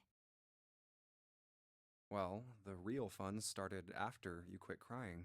You told me we were gonna catch the killer together. June smiled, and a little of the flush of life returned to her cheeks. Bet I can count cards in a video game. Yeah, hell yeah. Then we decided that we'd ambush them. You telling me you didn't program it yourself? That's crazy. Also glad I don't hit on a 19 and they rolled a 20 twice. You tell me you didn't program the blackjack into Stardew Valley? That's crazy. Yeah, I remember. The school also kept roosters and guinea pigs. Junpei and June had decided the murderer would likely return to finish off the rest of the animals. They would ambush the killer at night. Junpei and June hid behind the hutch at dusk and waited. It was a warm summer night. The quiet sound of crickets whispered through the air. As the sun went down, the stars began to wink at them from the sky. And June's, Akane, Kuroshiki's face. That night was something Junpei knew he would never forget as long as he lived. But the murderer never showed up. We waited for them all summer vacation, and they never showed up. Yeah, but the animals didn't get attacked either. I think all that work amounted to something, you know?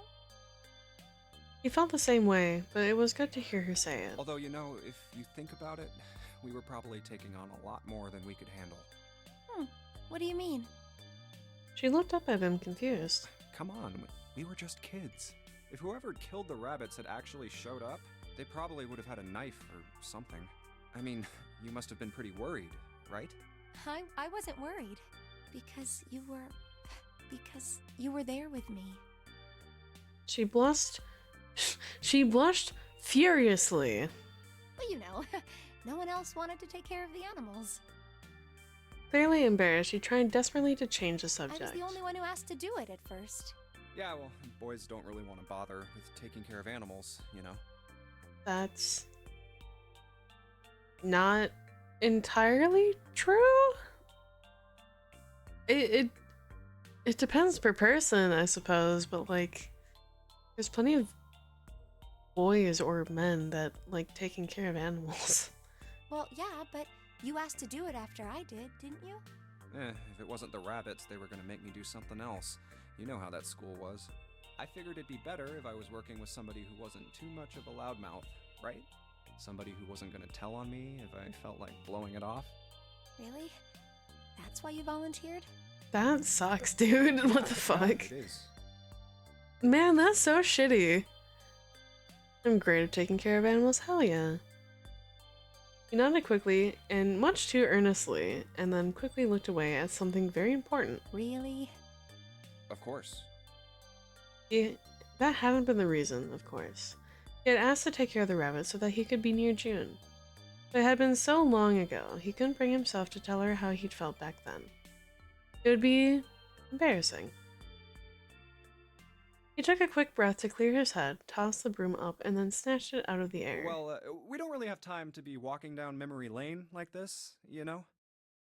Yeah, you know, after you just witnessed a body that was exploded on the other side of the room. Yeah, let's just reminisce about the time we were kids in middle school and we witnessed the mass killing of our classroom rabbits. Yeah, that seems like a really good time to walk down memory lane fondly. We've got to figure out a way out of this room. Otherwise... Yes. I'm gonna look over there. June nodded curtly, then turned and walked I should away. get back to it myself.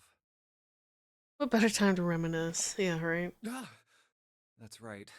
The pool of blood. Yeah, you know, the body on the floor, right over there, that you had stepped in accidentally earlier, looking for the dead to turn off your watches. Junpei turned around and looked at the room, at Snake's body. Chunks of flesh and organs still lay on the floor. Going on and on about old times right next to a corpse? What were we doing? That's what I'm saying. There's a time and a place. What the fuck? Well, maybe it was because we're in this mess. Despite such a situation, or perhaps because of it, the mind turned to the farthest thing from death that it could find.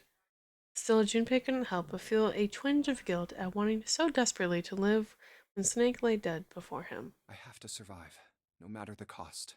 I need to make sure she gets out too. As he stared at the clumps of blackened flesh, all Junpei could think of was how much he wanted to live. Cool, that prompted because we grabbed a fucking broom. Awesome. What's in stall number 2? Toilet. Oh, what the? What do you think this is? Power broom, I guess so. Looks like tar? That's blue, my guy. I don't think tar is blue. It's kind of sticky. I don't think we can just wipe it off. Without just pouring some water on it's gonna help much either. What about hot water? Hot water? If we had some really hot water, like boiling hot, then maybe that would wash it off. It's a water tank.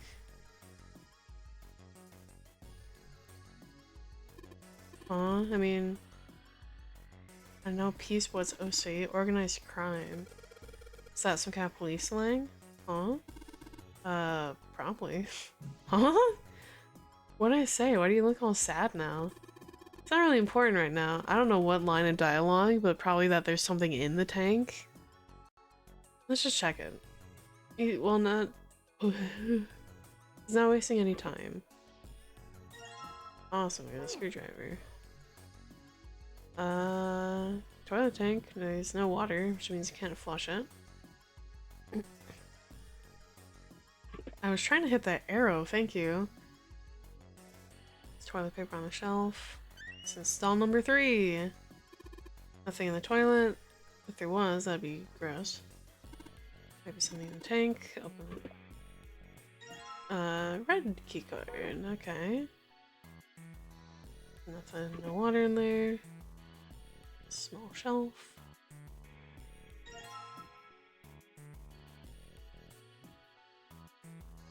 There's shit on the toilet paper.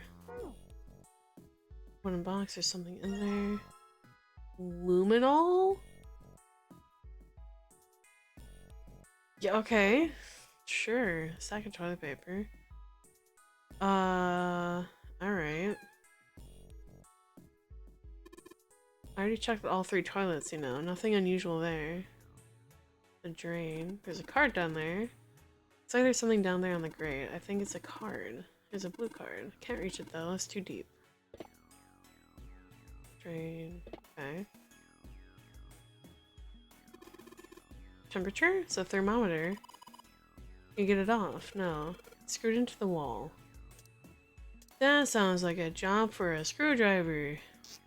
Hey, Junpei. Oh god, what now? You know why thermometers only go up to 107 degrees Fahrenheit? No, please enlighten me. No, I can't say I ever thought about that. At 107 degrees, the cells in the human body start to die, and the organs begin to shut down. The proteins in your cells start to harden.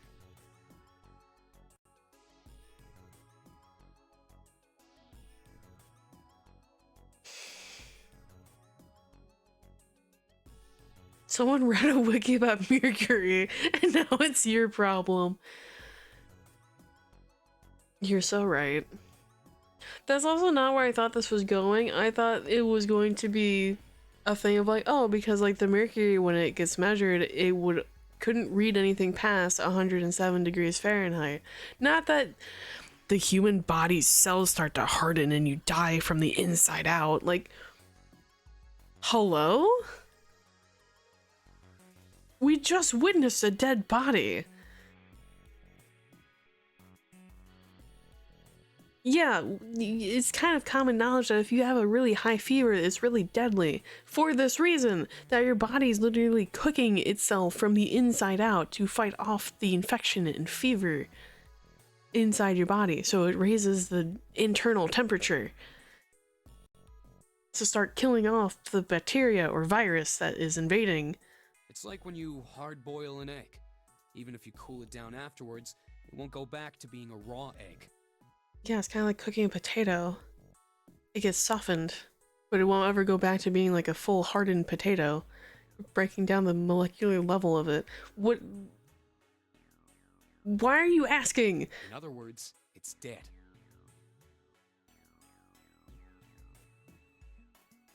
Yeah, you know what else an egg is for the purpose of eating?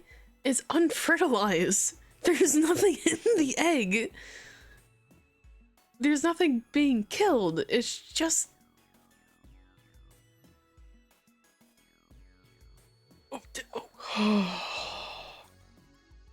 That's why thermometers don't go past 107. There's no point.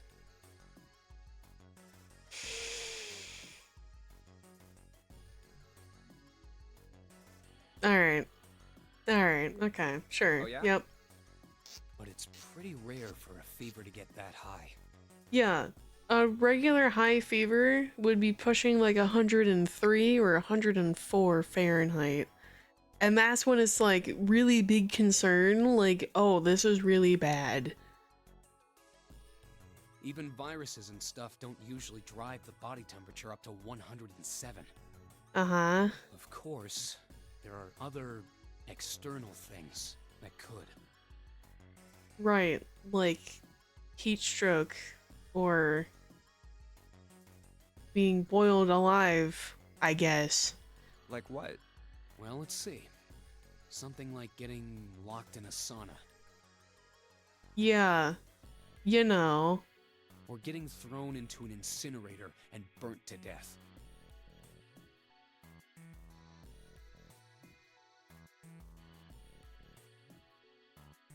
Yeah, you know. Yeah, I guess that would get a little hotter than 107 degrees Fahrenheit. All right, I got it! Huh?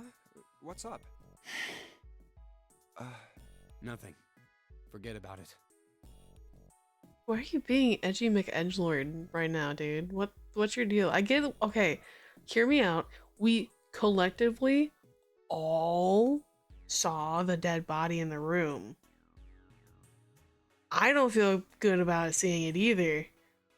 But that doesn't mean that you have to take it out on anyone, alright? Let's, you know, pat, let's go sit in the corner away from the dead body. Take a minute to breathe, get a little water, pat, go sit in your corner. What was that all about? Alright, cool.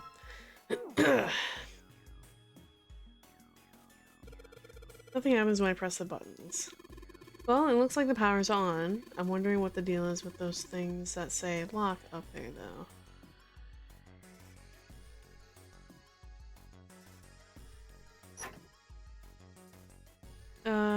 Okay. There's a piece of paper tied to the pipe with a wire. Notice drainage valve operation. Please do not flush the water in these pipes. Doing so may cause the drain to overflow. Oh, okay. We're gonna leave that for a minute. If I can get this hot water on the thermometer, then maybe... That's running? Okay, looks like that's doing the trick. Here goes the gauge, and now it's at the open mark. Huh? It opened. It's like there's a... What? Okay. 957? Okay. The way hot water comes out the shower. Where's my bucket? Use a shower here. Did you turn on the shower? I'm gonna put the bucket under the head. Okay, sure.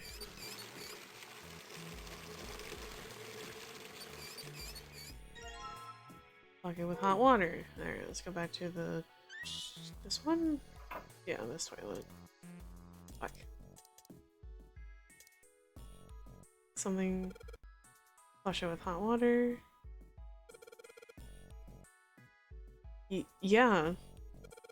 Okay, it wants me to put it in the tank and then flush. It's like you filled it, now you should be able to flush it. Probably a handle on the tank somewhere that you can pull. You think so? Serious? Yeah, I'm pretty sure. Oh.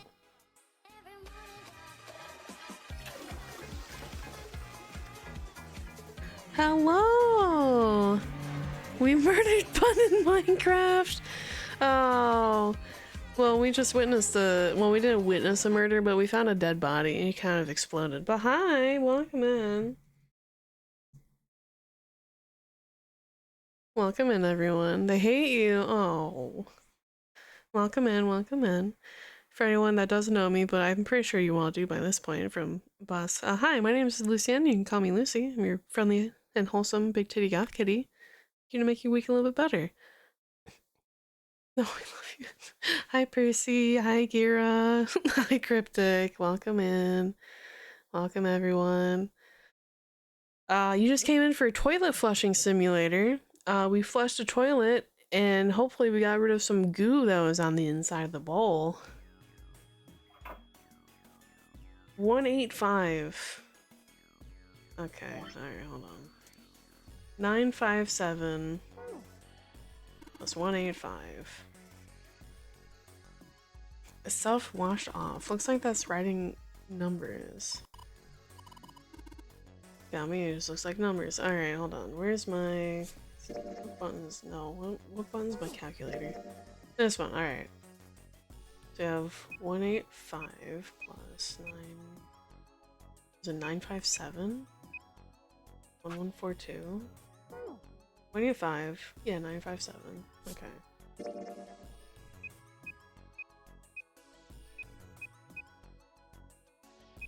It's 1142. Okay. So 1142. Someone write that down, please. 1142. So that might be this. I think we have something else before it's gonna let us enter your password. Okay, so we got that. Yeah, in this corner someone exploded. So that's something. Wait, you don't really think we're supposed to use luminol here, do you? Yeah, it does seem kind of weird to use it here. Maybe I should try it just in case. Thank you. Spread the luminol on the wall. What's next? Oh, turn off the light. Where's the light switch?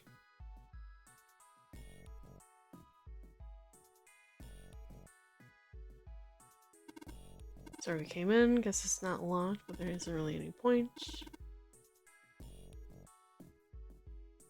Shower doesn't work.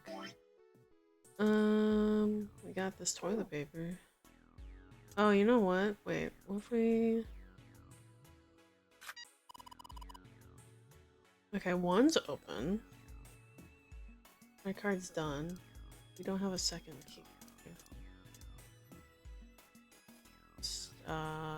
What do we use the toilet paper for? Where's the light switch? Oh, right there. Left, left, right, left, right, left. Does he have a notes tab? Do I actually? Oh. Nah, I don't need it. Left, left, right. Left, right, left. Alright. Left, left. Right.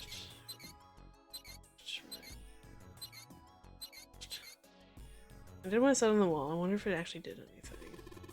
His drain's acting up. What the hell did you do? Just messed with the valves a little. Nothing big. Must be water flowing from the right. Pouring out the drain. We can get the key card, which is... Oh fuck, what? What planet are you? Mercury? Swipey? Both lights are on, yippee! Now you just need to put the password. What's with the E and C key? E means enter, C means clear, I think. So after you put the password, hit E. You screwed up, hit C. 1, 1, 1, 4, 2. Oh, okay. Alright, yeah. 1, 1, 2. No? Okay.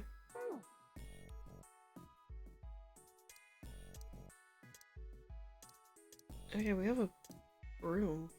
What should we use the broom for? No point leaving. Mix of... Okay. Doesn't look like shower works. Open that. So the shower. Can we combine anything? Can we combine this and that? What if I wrap the toilet paper on the broom? Alright.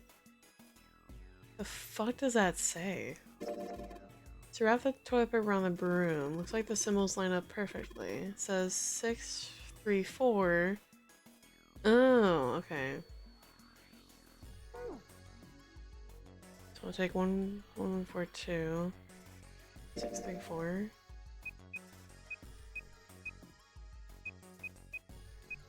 One, 1, 7, 6. Try that maybe. 1, 1, 7, 6. Oh, okay, we're missing a bunch of numbers. Great. Unless I read it wrong.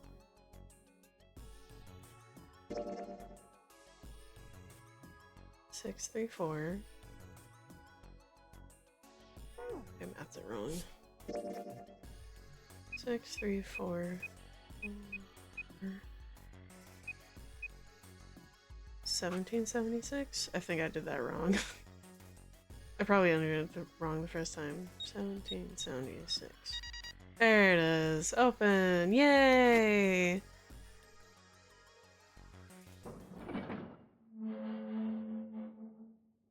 You found it! Yay! We got out! There's a large iron door at the end. Let's take a look. Huh? Are they still being stupid?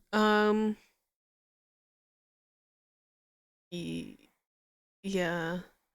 There's a door there! What are you doing, Seven? Oh, did you notice? No, actually I didn't see the gigantic iron door. Well, I figure maybe we might want to come back here sometime. So, I stuck the broom in there to keep the door from shutting. Alright, let's go. Okay. Jumpy, look! What's up? What's that on the wall there? Oh, I think it's It's a a map. map of the ship's interior?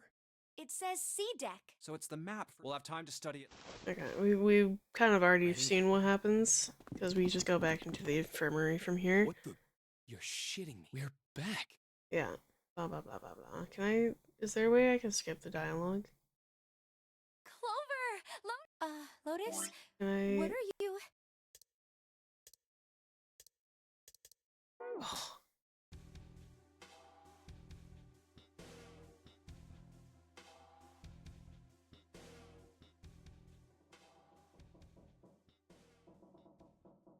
La la la la. They go and check the other room. Snake was probably murdered. Chances are he was killed Thank the same you. way the ninth man was. Where are we? Okay, so we're here. We're going down. We're going down this path. So we got our first ending.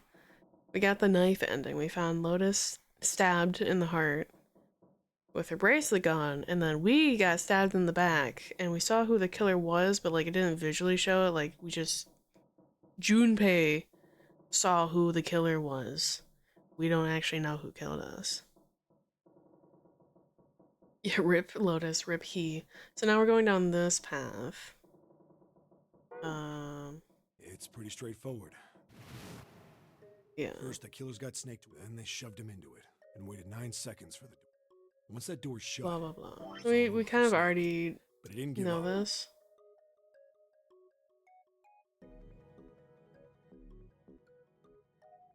La la la la la. Is Zero still on the ship with them? I don't know.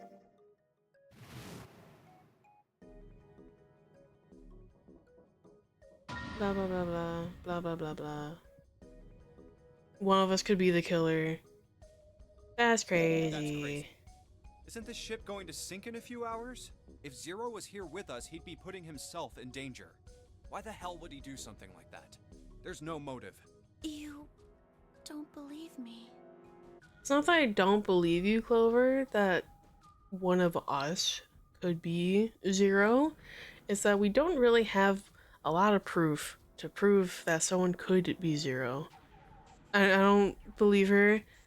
Fair. You know, like, we honestly, I know the answer. I've never played this, but I've watched a playthrough of it. I know the answer. But I will not say who that is because I want you guys to enjoy the fun of who done it. So, there could be, it could be someone here. It could also be someone completely not here, completely unrelated. It's cryptic. It's definitely cryptic. It could also be Cosmic, who is not here. I think he finally went to foot heaven because I haven't seen Cosmic in a little while. It's for sure cryptic. Yeah, cryptic. Are you Zero? Are you our mass killer? Foot heaven, no. It was me, Dio. Is that what the weird noise is? Clover, I understand what you're feeling. Okay. You don't feel, but you have to understand. The more we distrust one another, Zero was the one who. Do you want to let yourself be? Blah blah blah blah. Oh yeah, we have some like weird information or slash not information. Ace was acting kind of weird. It's 3 in the morning. Shut up! I'm telling stories. So we went down this route before, right? This is what led us here. So this is the route we went with June, Santa, and Ace.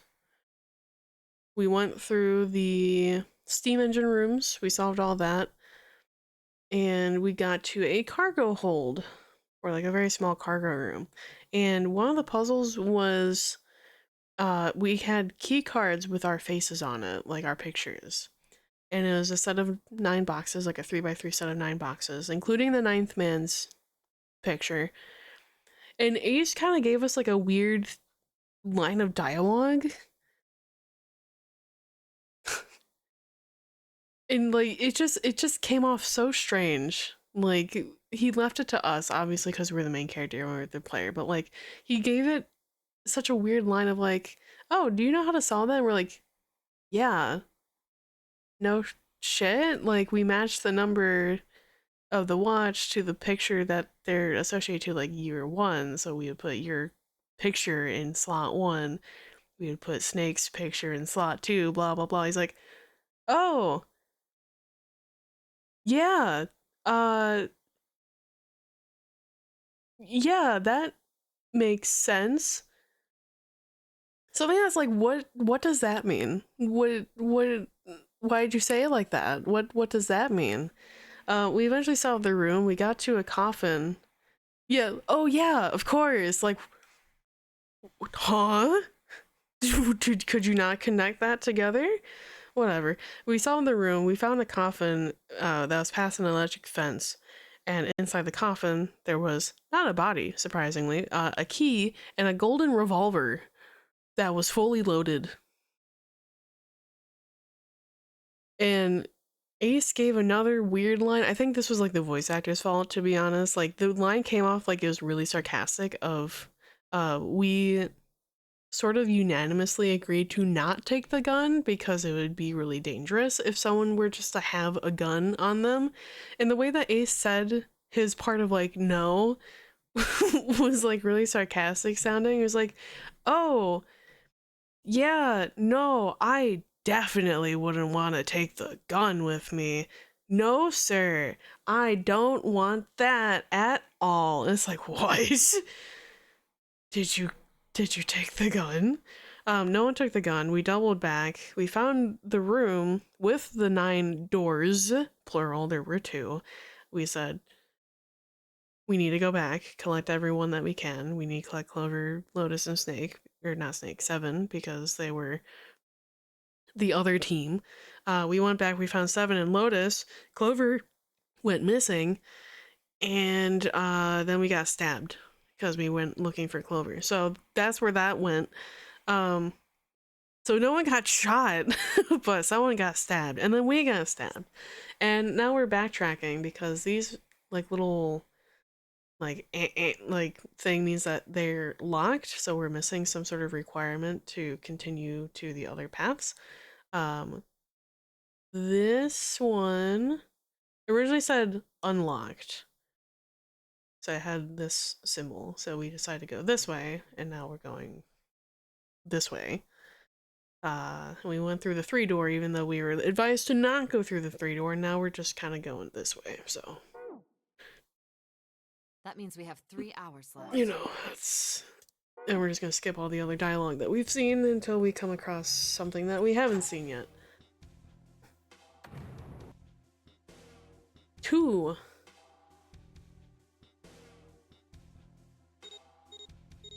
Oh, okay. Jesus. Hold on. You two are acting like you're married, you know that? Hold on. Let's backtrack. Hold on. La la la la. Oh, that was brother. I think 0 is one of us. Okay, so we're past that. Your eyes are pitiful. Clover just lost her brother. Clover Eye. Ace had beaten Junpei to the punch. He spoke to Clover calmly, but you have to understand. It's 3 a.m. That means we have 3 hours left. We need to move now. 7 Clover. I know how you feel. Ace's words put their feet to moving and do something. There we're going. Our next destination is Mercury. I was right. That was the Mercury card. Here we go. They stood in front of the elevators next to the stairs and led to the casino and the kitchen. Between the 2 elevators was a card reader with the Mercury symbol engraved on it. Junpei stood in front of it with the Mercury key card. Oh, that's the... yeah, I found the shower room. I see. It's got a Mercury symbol. He took a deep breath and slid the card through the reader. It made a small beep and the lights on the reader blinked to life. Now we can go. 7 people, including Junpei, climbed into the elevator. Looks like there's only 2 floor buttons working, C and bottom. The rest were destroyed or did nothing when pushed. Time to head down then. Junpei hit the bottom button. The door closed slowly. They began to move downward. Sometime later, all 7 of them stepped off the elevator onto the bottom deck. They stepped off and saw that the hallway to their right ended somewhere between 20 and 25 feet from them. The hallway in front of them was a dead end. But not just a regular dead end. This is a numbered door. Yeah, it's door 2. Immediately, they began to discuss who would go through it. So who should go through the door this time? We don't need to be discussing who we're leaving behind this time, right?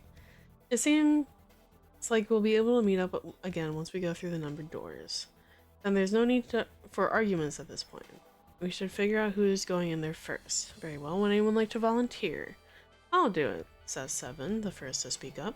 I'll go too, says myself. Then I suppose I need to go too then. Junpei followed suit, which means Lotus was by default the 3rd member. 5 plus 7 plus 8 is 20. 20 plus 0 is 2. We need a 2. Alright, we're taking off. Please be careful. Jesus, you two are acting like you're married, you know that. Oh, Don't be silly. Cut it out. So we've caught up to dialogue. Alright, let's go. Yeah. Let's do this. Where the hell is it this time? I don't see it! Oh, there it is! It's right there! I like that they've, like, resorted to yelling every time they go through the doors. They're like, okay. Yeah, like, you know, I'm ready. Let's go. We can go through the door. Where the fuck is it? Where's the dead? Like, they just start screaming at each other to go find the thing. It stopped. Yeah, it stopped. Yeah, it stopped.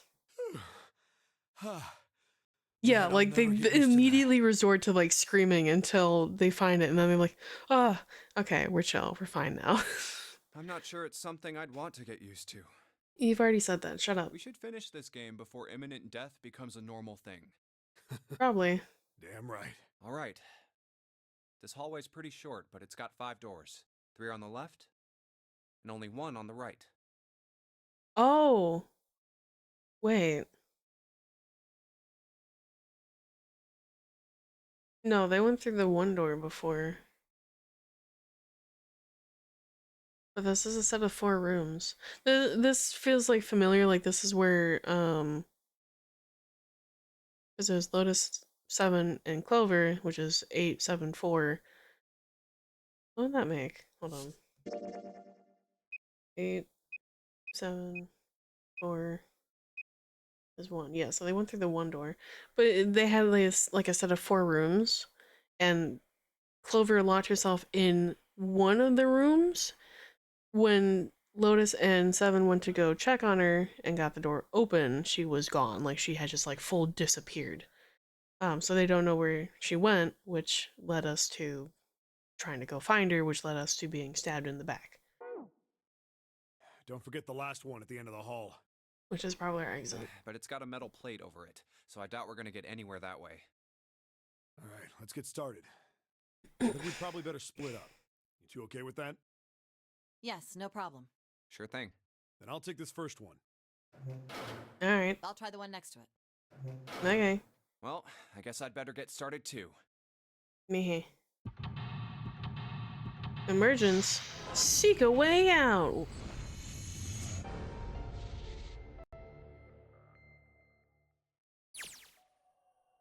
Confinement room front hallway. Okay.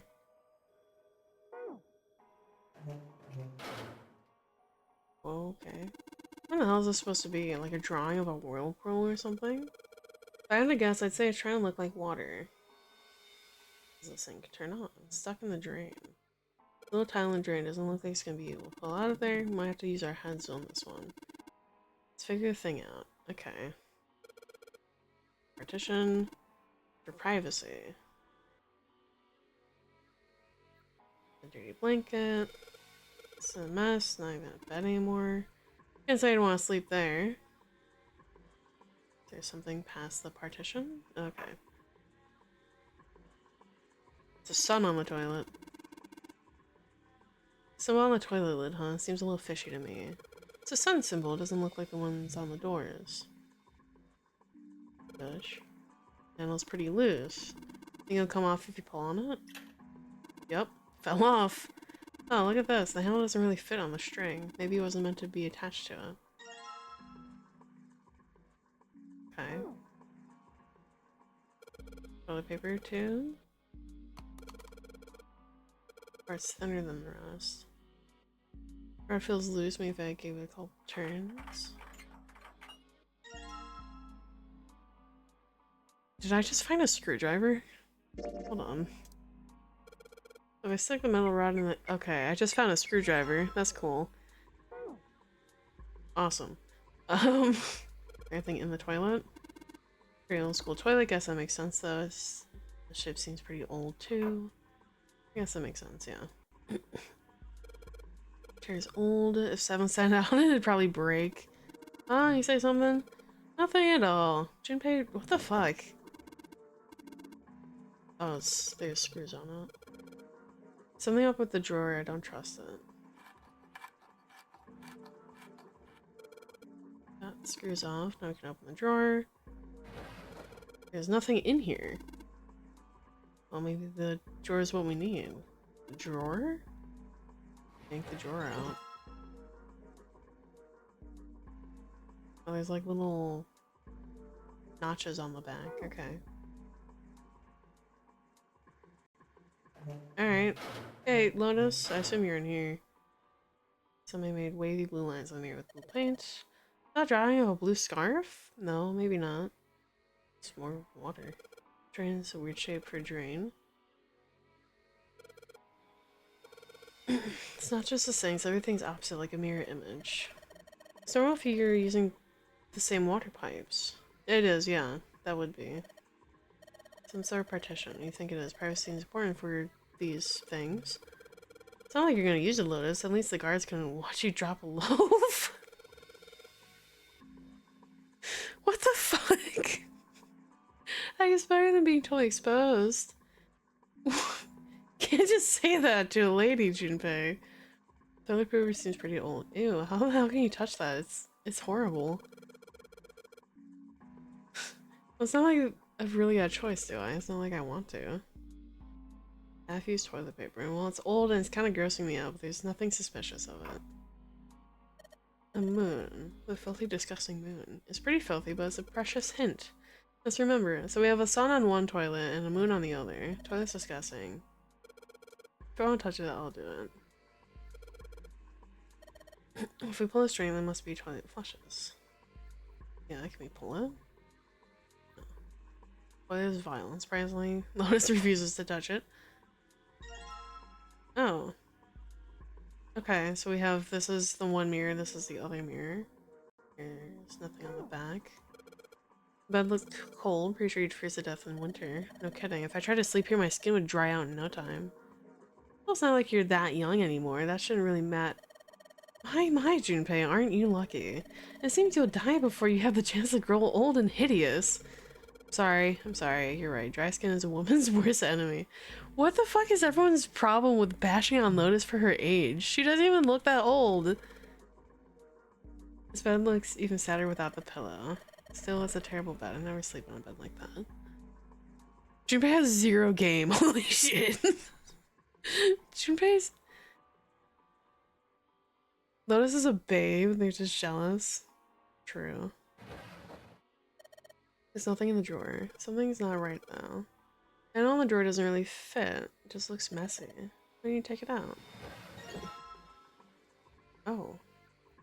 There's a mirror? Lotus is a canonical MILF. She is, actually, yes. So I have one with the mirror on the bottom. The other one has this on the back of it. What if we put this drawer here? Sound like something falling. What was that? I heard it too. Let's open the drawer. There's a tile. Anything? No? Okay. I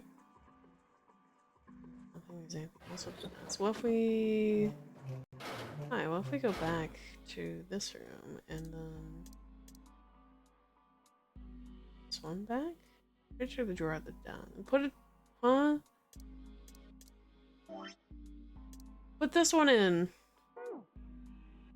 What? Okay, fine, whatever.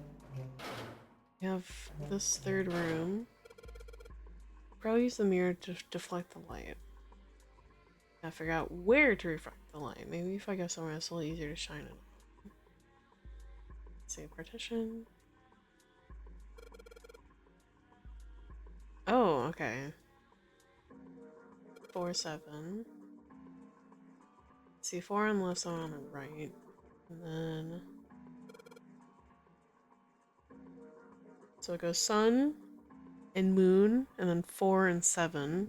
So sun, 4, moon, 7. If I shine the mirror, and symbols appear. Left side is sun, right side is moon.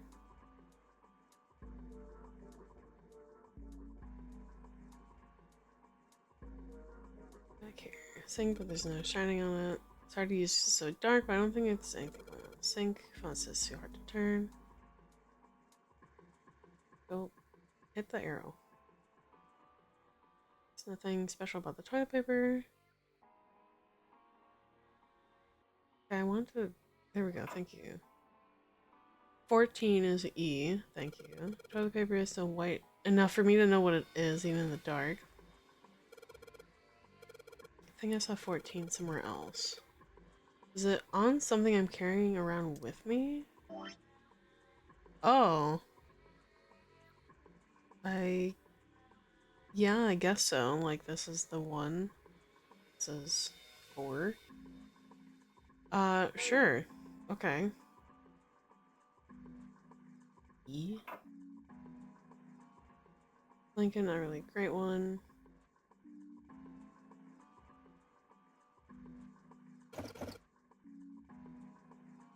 This thing won't budge.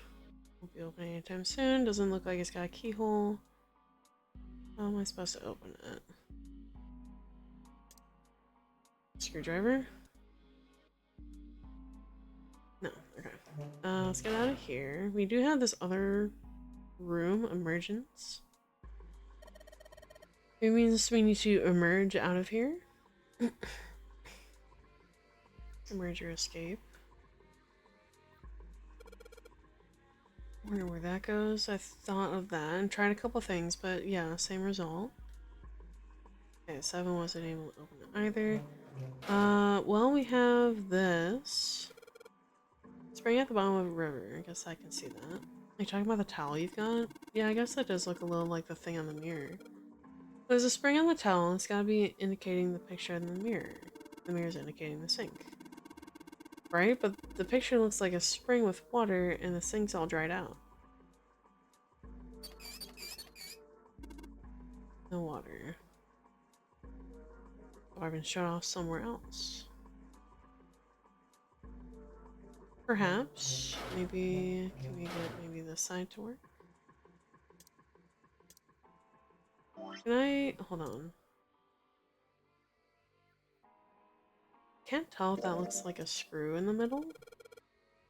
Okay, yeah. If I use a screwdriver, we can take the handle off. Cool. Here.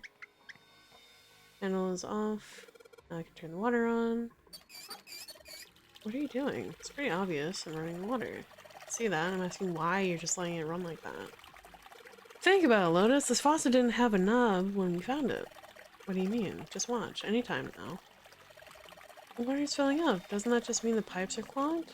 Oops, let's turn it off for now. So anything changed? The water stopped flowing. Thank you, Mr. Obvious. Ugh, Junpei, I'm leaving this one to you, alright? Okay, so we filled up the one sink, which assumingly means we hopefully filled up the other sink. Should we get this tile? They... Oh. Okay, they both have 14 with, like, the X on it. What the? What? Junpei put the wet tile into his pocket. He was about to turn away when there was a noise behind him. Hey, what's going on? Are you okay, man? Good, Seven? What happened? You're sweating like crazy. Are you alright? Here, have some shitty, filthy jail water. This will cool you off.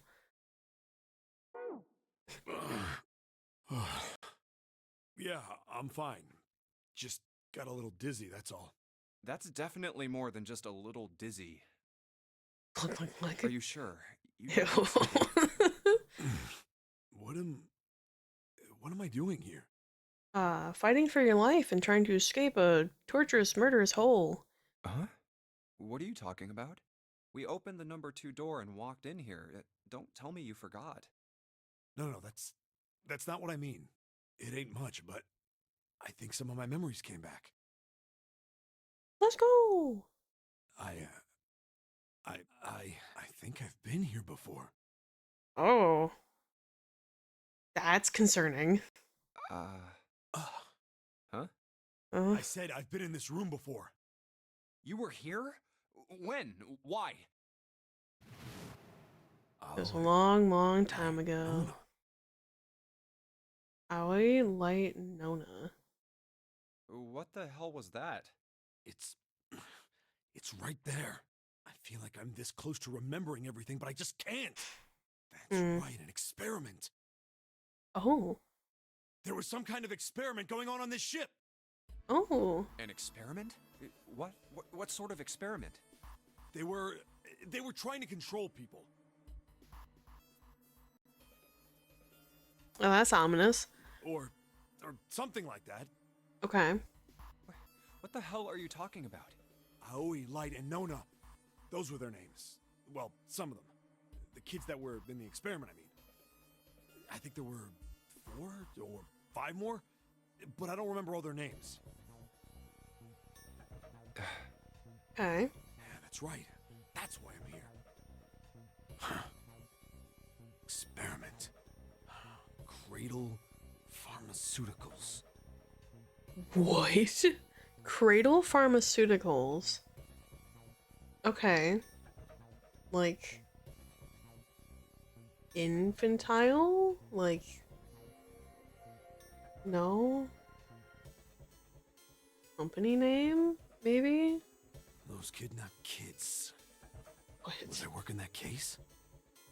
Are you a cop? Are you detective? Huh? Wait, under this bed. The home's gone? No, maybe it was a different room. There's gotta be a ton of rooms on this boat that look just like this one. Hey, what exactly do you remember?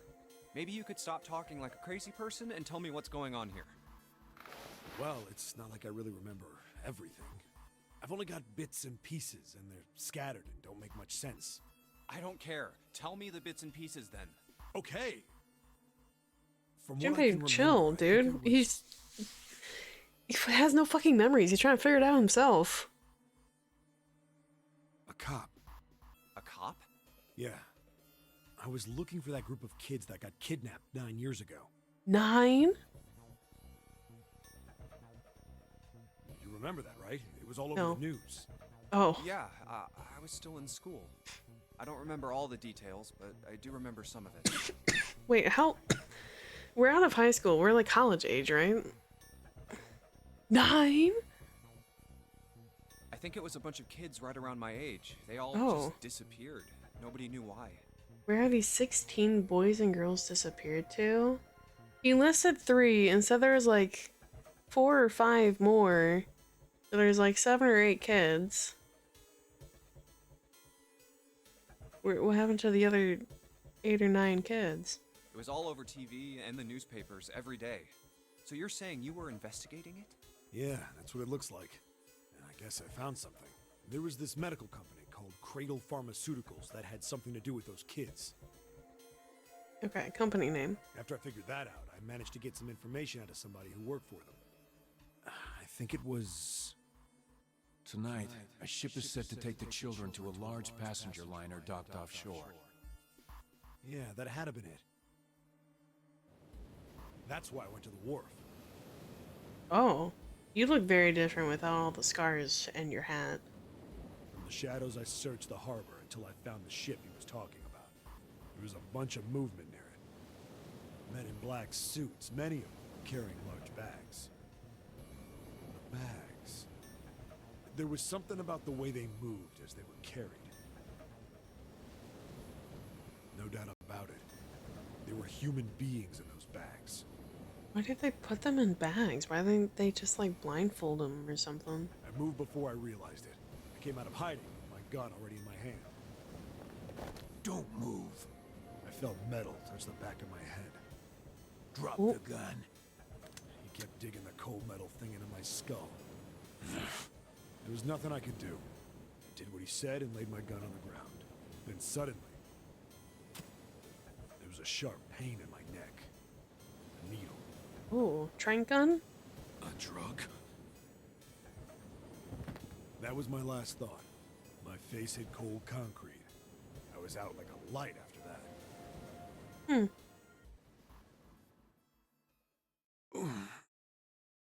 I woke up on a hard floor. Damn it.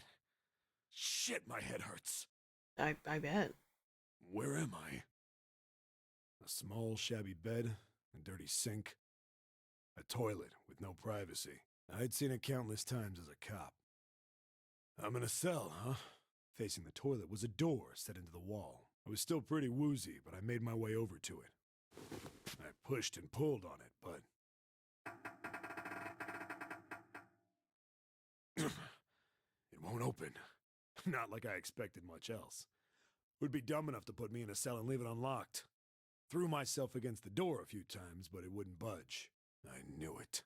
I gave up and made my way back to the bed, and sat down. I sat there for a very, very long time. Who knows how long. Then, I heard a faint voice.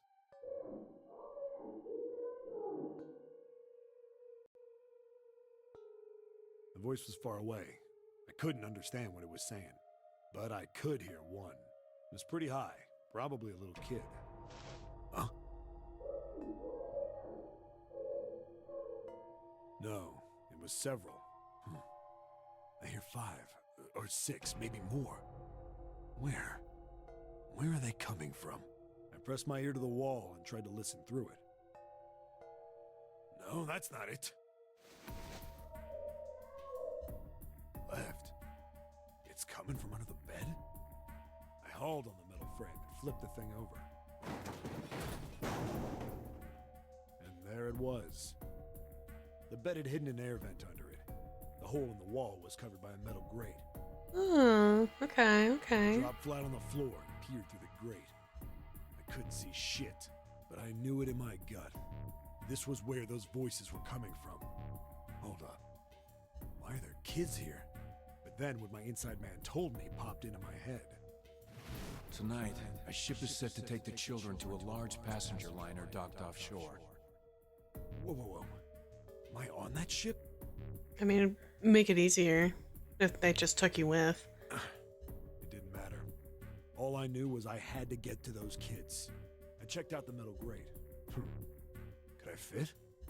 You are a massive dude. I don't know if you'd fit in a standard vent. I stuck my fingers in and grabbed it. And then...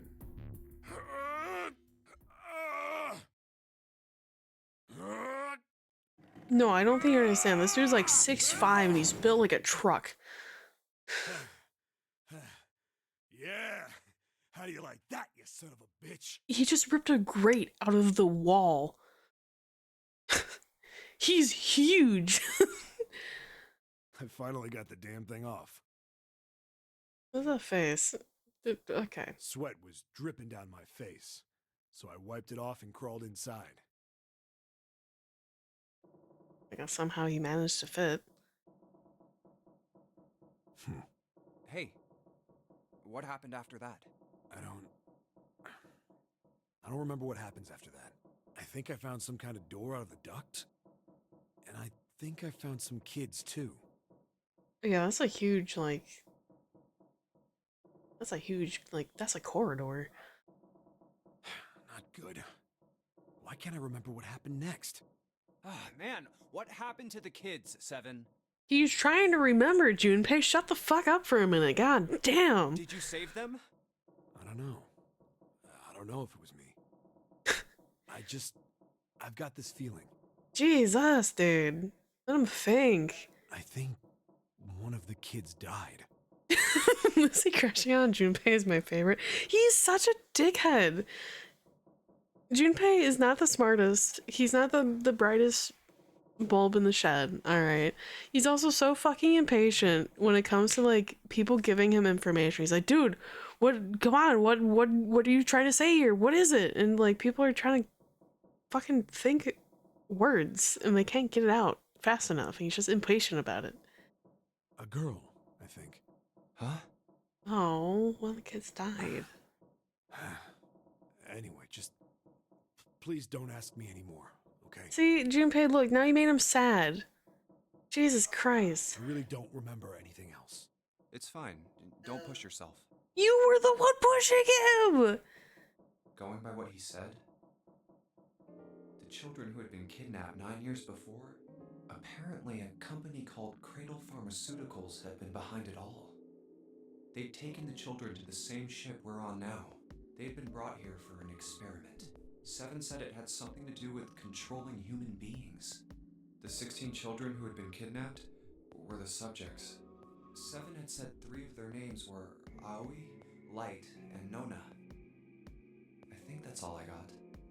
Oh, and Seven is, or was at some point, a cop. Yes, thank you for reiterating the information we just got about less than 5 minutes ago, Junpei. Thank you. I can't really use any of this information anyway. I didn't learn anything about the Nonary Game or Zero. Why were we brought to the same ship where they'd done those experiments 9 years ago? Causes emotional and psychological distress to someone. Don't push yourself. Like this motherfucker. I love if he just repeats the shit we just heard. The inner monologue can sit and spin, honestly.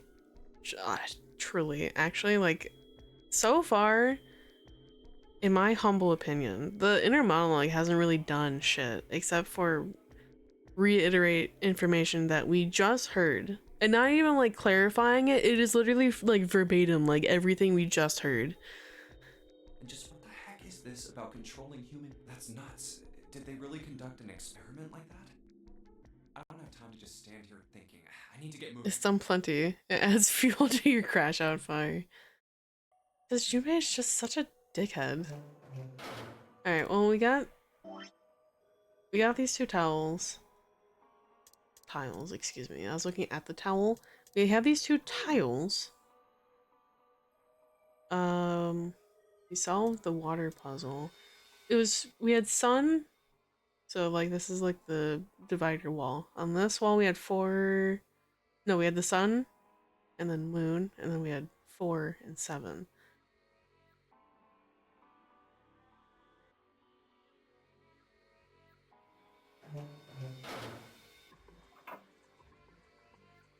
What if? The only thing you can manipulate in this room is that string. Chances are they made the puzzle so someone wouldn't trigger it by accident. I should keep pulling the thing.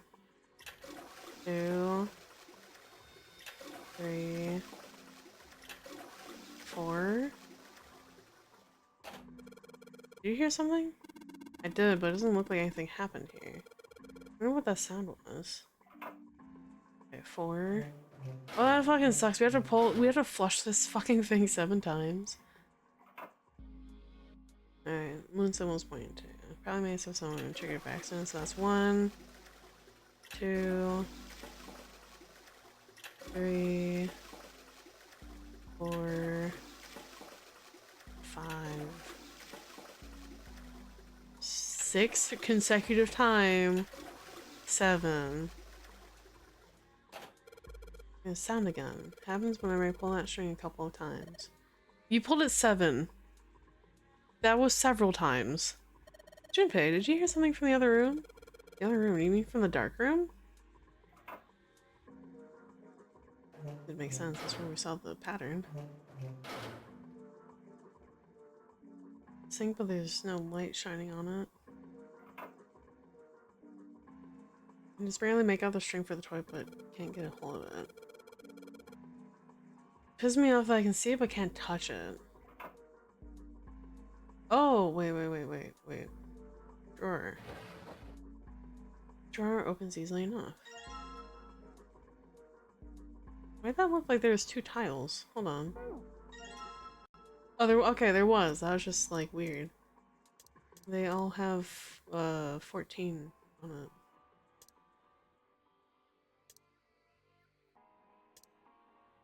Something on the back. So we have 4 tiles.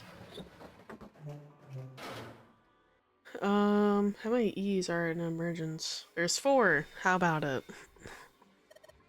Okay, well, looks like we've investigated all the rooms. The only mystery left is that door. Let's crack the mystery then. We've got 4 tiles, and there are a bunch of tiles that are the same size on the wall here. If we place 4 of the tiles on the wall, the ones that we've got should open the door.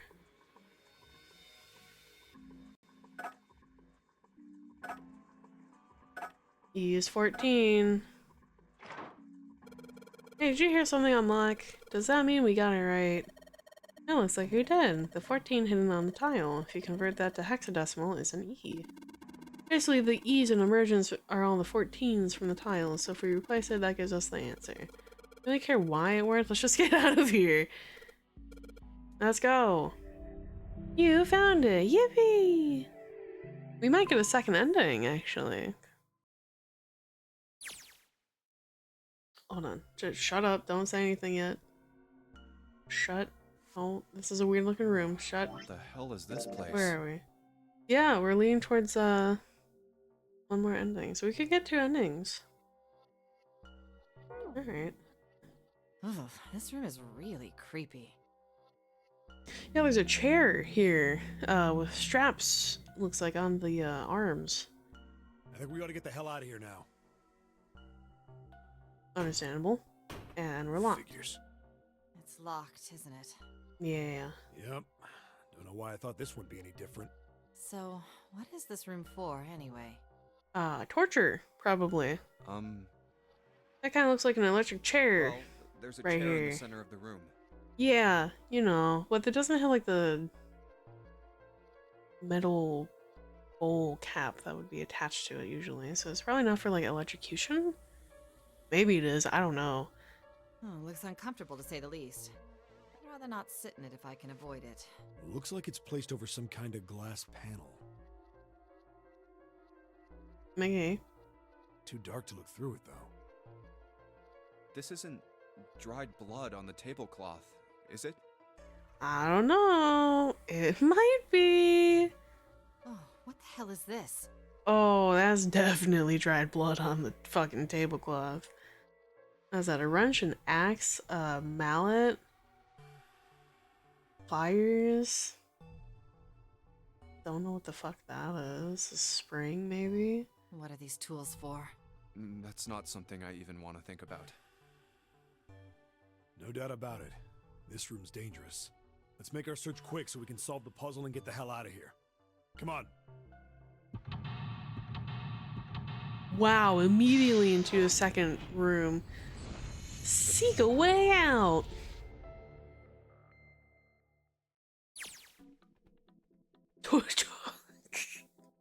Torture room. It's cut off here because of my chat box. It just says torture room. That's all that it says.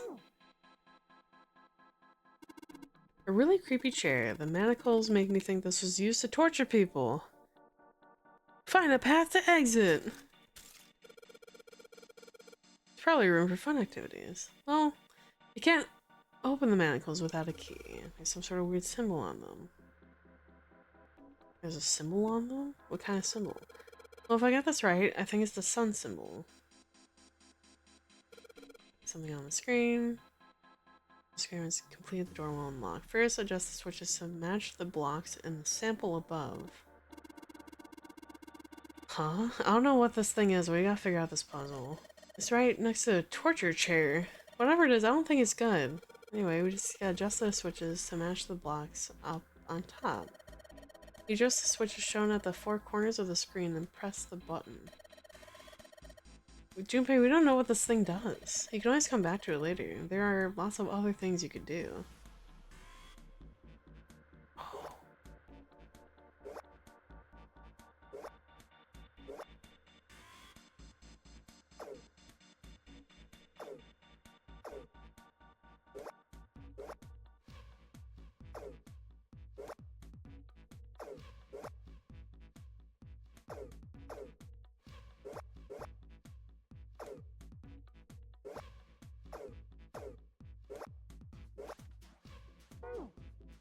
Okay. Whenever you turn on one of the switches, the more blocks show up on the screen. I think you have to figure out which buttons you have to press in order to get the screen to match the diagram. So it's hard to figure out what button does what. If you want to see how many blocks each switch adds, just turn on one switch. When all of them are off, there aren't any blocks. Then you can see how many each switch adds. Let's come back to that in a minute. We got like a bunch of shit in here. Levers have to turn something on. Of course they would. All they do is turn something on or off. That's important. Is what they turn on or off. And don't say the floor is gonna suddenly open up. Red, yellow, colors mean something, no idea. I mean, red looks more dangerous, but other than that, the bottom... But this one looks like it's covered in rust. I don't think it'll move. Bunch of buttons. So I press it again. Press these buttons switch something on or off if you push them. The knobs, blah blah blah. Needle of the gauge is 0, doesn't look like it's gonna move. All dials are pointing in different directions. They're all rusted, guess everything doesn't do anything. Okay. What's wrong, Junpei? What are you doing on the floor? I thought maybe if I got down here I could see through the glass. It's not working though. You don't think it's just a large sheet of glass they put into an indentation? I don't know. I mean, why would they do that? And the placement of the chair... Not making sense, Junpei. What's your point? Well, I'm not sure, but don't you think there's something under the glass? Maybe the glass is one way like they have in the police station. Or maybe it's just covered with something that makes it opaque. No, it doesn't matter how close I get. I still can't see anything. It echoes when I knock on it, though. I wonder if it was hollow.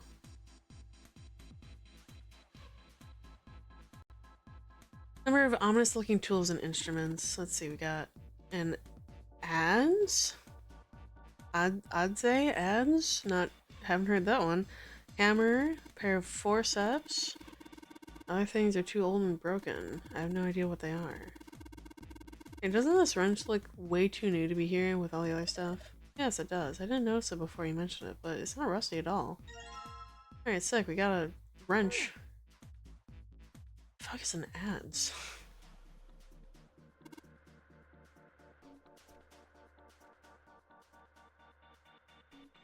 Apparently an adze is an ancient cutting tool. Oh.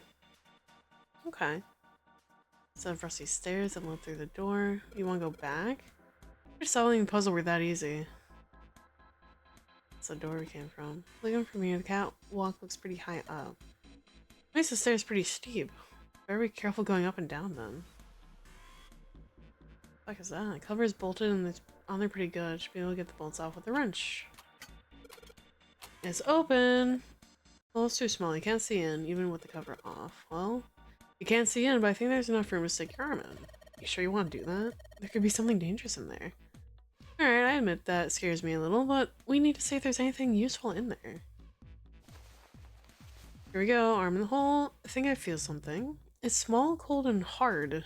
Doesn't feel like anything else in here. Let's see what this thing is. A key! Stairs go to the exit. Well, we circled back around. There's 2 balls and chain there. Well, we have a key. Some keys should fit in the holes on the manacle. And, yep, they're open. Don't think you're gonna need the sun key again here, though. Seems unlikely. Sun key, you've done your job, into the pocket with you. Well, they're open. What are you gonna do now? Let's just look around some more. I got a feeling that something will happen. Should try and figure out what that device over there in the corner is for at any rate. Yeah, I guess.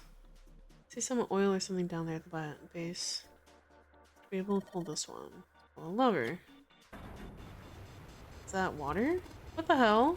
What's going on? You can calm down. It's just water going somewhere. Sounds like it's underneath us. Use the floor. Oh. Junpei, look!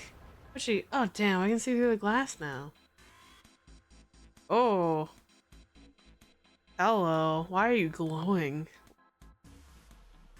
Oh, that's gross. EDBF. 14, 13, 11, 15? There's a couple letters in the color of blood written on the shark's belly. It's dead. Looks like the letters are EDBF. Whatever these are for... Oh, it's the console.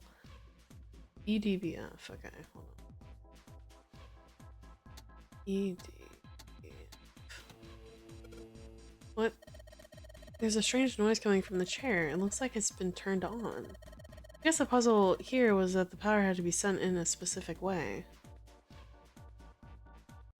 I'll unlock the manacles. Probably try and figure out what the thing over in the corner does. Yes, sorry. I'm trying to hit the bottom arrow. You know the gate is 0. They're rusted. Okay. Might as well try, give it a shot. No, nothing. Oh, give me that. You just ain't man enough. Sure, pal. You give it a shot. Let's see how much more of a man you are. Hey, you're gonna break it. Man, that thing ain't going anywhere. Alright. All dials are rusted. Okay. There's nothing else. This, I don't think. Just the switches. Okay, we're coming back to this.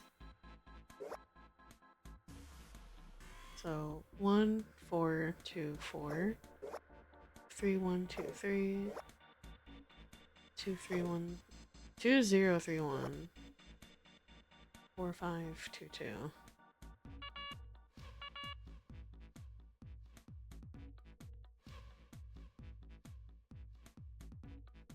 Oh, are we supposed to make that? Oh, okay. Adjustment is complete. Now proceed to execution phase? To complete the experiment, data must be collected from subject. Once preparation is finished, place subject in chair. Whoa, I thought we solved the puzzle already. What does it mean by preparation? I don't know. I've got a bad feeling about this. I think this means one of us has to sit in the chair.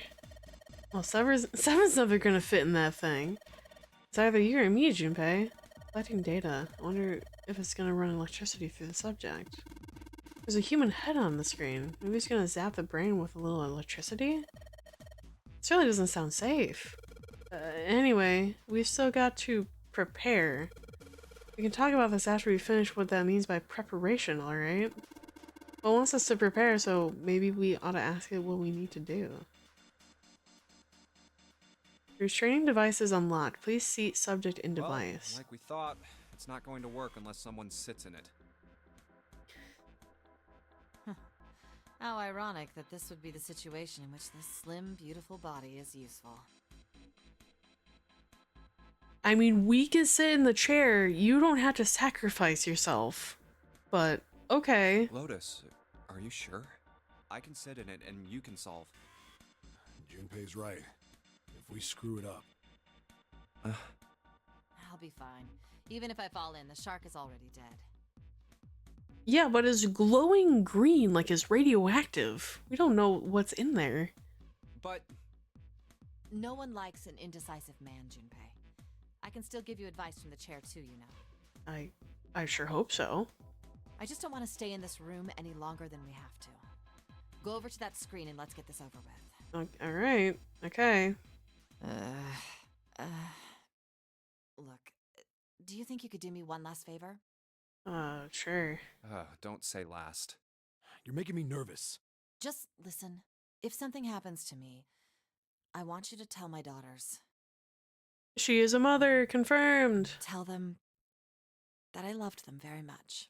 That's very honorable of you. I certainly shall. No, tell them that I will always love them. Daughters? You've got kids? Yes, I do. I suppose they're about your age, Junpei.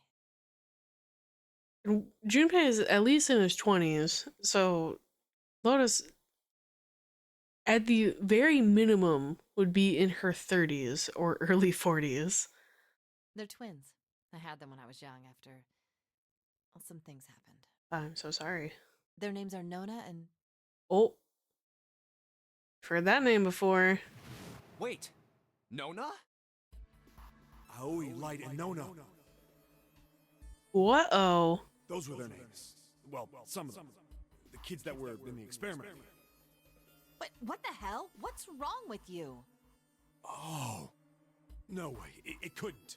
Lotus, is your last name Kashiwabara? That's... That feels a little intrusive. How do you know that? Are you serious? What the hell is this? There's no way you're that kid's mom. That kid? Wait, what do you mean that kid? Why are you acting like you've met her? I have. What? Yeah, I met one of your kids. When? 9 years ago. Where? On this ship. Why were you... It's not a short story. Alright, we're going through the 5 W's and the H. Who, what, where, when, why, and how. I don't think we got time for that. Look, I don't care how long it is. Tell me, please, what happened here? A lot. I'll tell you. I'm... 1 hour later. Right. And then, that was... From there, it looked just fine. We'll do that, and then Junpei will repeat it all in his head. Oh my god. Yeah, honestly. Everything I've been looking for the last 9 years. The person who had all the answers was right here. Well, that's how... Alright, we have a connection now of how Lotus is tied and how Seven is tied. Seven and Lotus, not directly, know each other. Seven had met her daughter. Looking for? Yes, that's right. 9 years ago, my daughters disappeared. Then 9 days later, they came back. I never told you what happened to them over those 9 days. 9? 9 years, 9 days, 9 days? I took them to the doctor, but I was told they hadn't been hurt in any way. Still, I was sure that they had been through something terrible. So I couldn't bring myself to force them to talk about it. If I did, then I'd force them to relive whatever horrors they'd been through. I hate to break that to you. Do you not think that they were already doing that mentally? Like, even if they weren't verbally saying it, they were already mentally going and remembering what happened to them over the course of that week? It's pretty fresh in their mind. I didn't have any choice. I had to try and ignore it and move on. Oh. A few months passed. Gradually, they started to act like they always had, before they disappeared. That's good. You should probably put them in therapy. They smiled and made jokes and did all the silly things kids do. It got harder and harder for me to ask them about what happened. How could I ask them to remember that? Eventually, I knew there was no way I could do it. But I'm still a mother. I couldn't simply forget that something terrible had happened to my children. So I decided I would investigate what happened on my own. I would find out what happened during those 9 missing days. 9? What did you find out? Nothing. Oh. Oh. That was anticlimactic. The police pretended to be concerned, but they didn't do anything. Once the 16 children who'd gone missing came back, things were just... I thought one of them died. Or maybe, well, 7 doesn't have all his memories, so maybe he could have misremembered that. Even the media didn't talk about what had happened. I figured someone was probably paying or threatening them to keep their mouths shut. Cradle Pharmaceuticals. No, probably something even bigger than that. Cradle Pharmaceuticals. Have you heard of them before? No. It's the first time I've ever heard that Hmm. name. 7. How did you find out that Cradle Pharmaceuticals was connected to the kidnappings in the first place? I figured finding out whatever the victims had in common would lead me to the culprit. That's what any good cop does. What did they have in common? Every single one of the kids who disappeared had gone to this one hospital at some point. Alright. The hospital was one of a bunch that were under the control of Cradle Pharmaceuticals. After that, it was just about connecting the dots. The hospital. The hospital. The hospital? And for a while, I was trying to get some kind of information out of the kids at the hospital. Oh my god. One of them told a weird story. What was it? Have you heard about the Gansfeld experiment? No. I guess all these kids had to go through it while they were at the hospital. I think it was passed off as some sort of counseling. What did you call it again? Oh, the Gansfeld experiment. This is how it's set up. First, subjects Q and A are put into separate rooms, far away from one another. What? You couldn't have gone like A and B? You know, like the common... Oh, okay. Subjects Q and A. Alright. Then a series of video images are shown to subject Q, who is told to send the images to subject A by thinking about them. Subject A, on the other hand, is put in a large reclining chair and given a blindfold. With their senses cut off, A is asked to guess what images Q is looking at. So they're trying to test if like telepathy is a real thing? Oh, yes, I've heard of that. It's a famous telepathy experiment, isn't it? Telepathy. That's how the experiment on this ship was supposed to work. The experiment to control people, right? Yeah. Hmm. I don't know if any of the telepathy stuff really exists, but maybe someone from Cradle Pharmaceuticals bought into it. Even if that is the case, I still don't get how that has anything to do with any of this. The Nonary Game, Zero, why we were kidnapped. What does any of that have to do with telepathy? I know I brought all this up, but I have no idea. Maybe none of this stuff is connected after all. Oh, buddy. You don't have any idea how much connected it is. No subject has been detected. Unless a subject is detected within 60 seconds, all power will be shut down. Okay, and then we can just turn it back on. System recovery is estimated to take 1 hour. Oh, never mind. If you wish to proceed with the experiment, please seat subject in the restraining device. Whoa, that doesn't sound good. Yeah. Okay, I'm going. Oh, no, that's not what we... Just hurry up and get it over with. Junpei, I'm counting on you. Right. Why didn't... Lotus, please, tell me right away if you feel anything weird. Why didn't you sit down in the chair first and then have... Okay. You worry too much. Now get on with it and be a man, or June's gonna leave you. I don't think... I'll be so honest. I don't think that they're dating. I think they're in like the weird, like... Not... Like they're friends. They know each other. But I think they're in the like the stage of like... they like each other, but no one has said anything about it yet. So there's just kind of like the weird flirting stage, hoping that the other one will say something about it. Lotus. Okay, let's do this. So I don't think June or Akane and Junpei are dating. I think they're in like that weird in between friend to relationship stage where like they're like not quite dating. They're still friends, but someone needs to say something.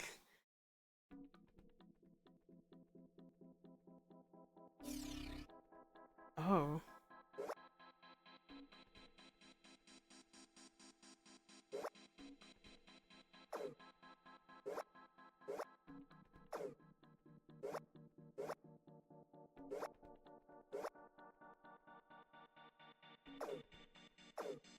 Okay. Oh, there's just two sides. Okay. So we know that this side is right.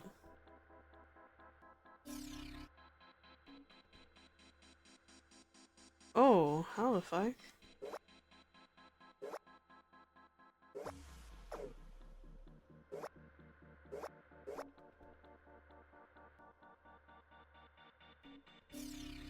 Huh?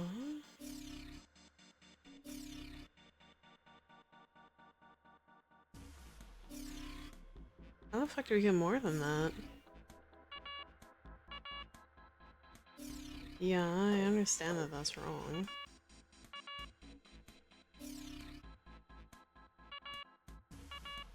Okay. How do we... Like, this is right. That's fine.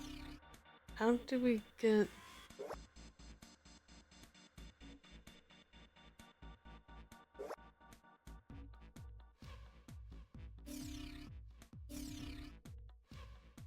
Oh. What? Okay, whatever.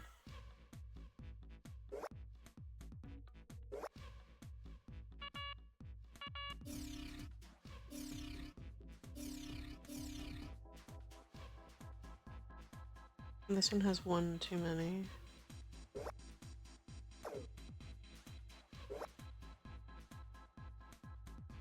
This one needs one more. Okay. Oh.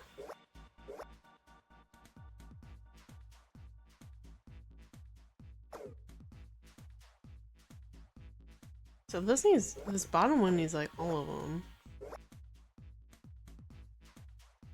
Okay.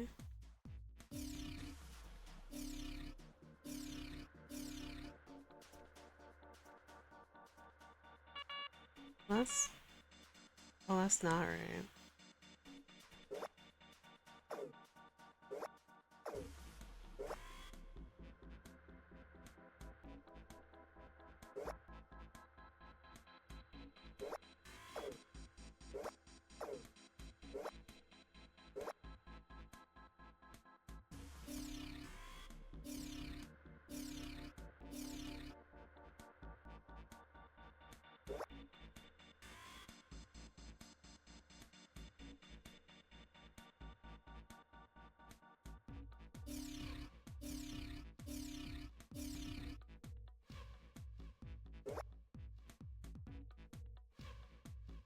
Okay, that's right. We're still missing on this side. Oh, how the fuck do we get all of them on that side?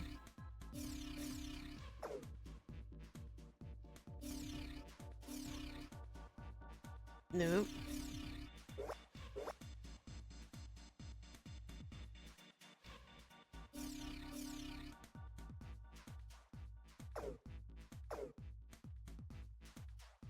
Huh?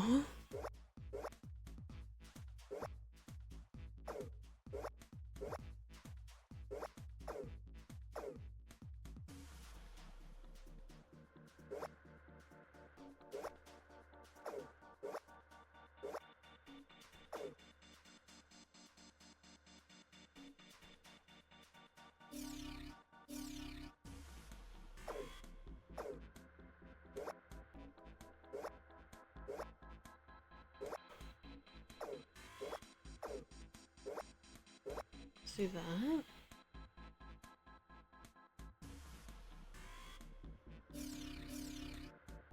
Oh.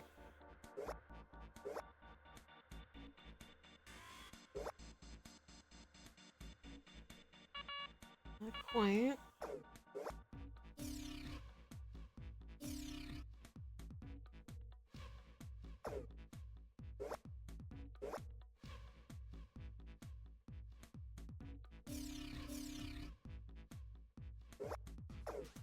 No.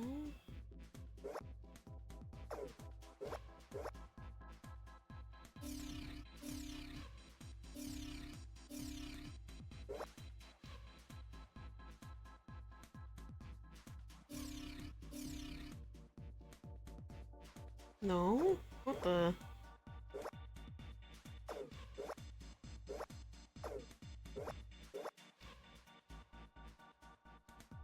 What in the fuck?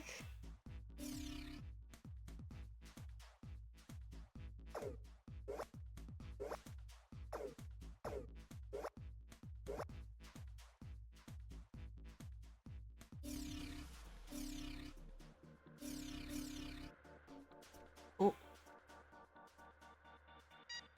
Oh! Yay! Experiment has concluded. The door will now unlock. You can hear the door unlocking, and now we've got a new message.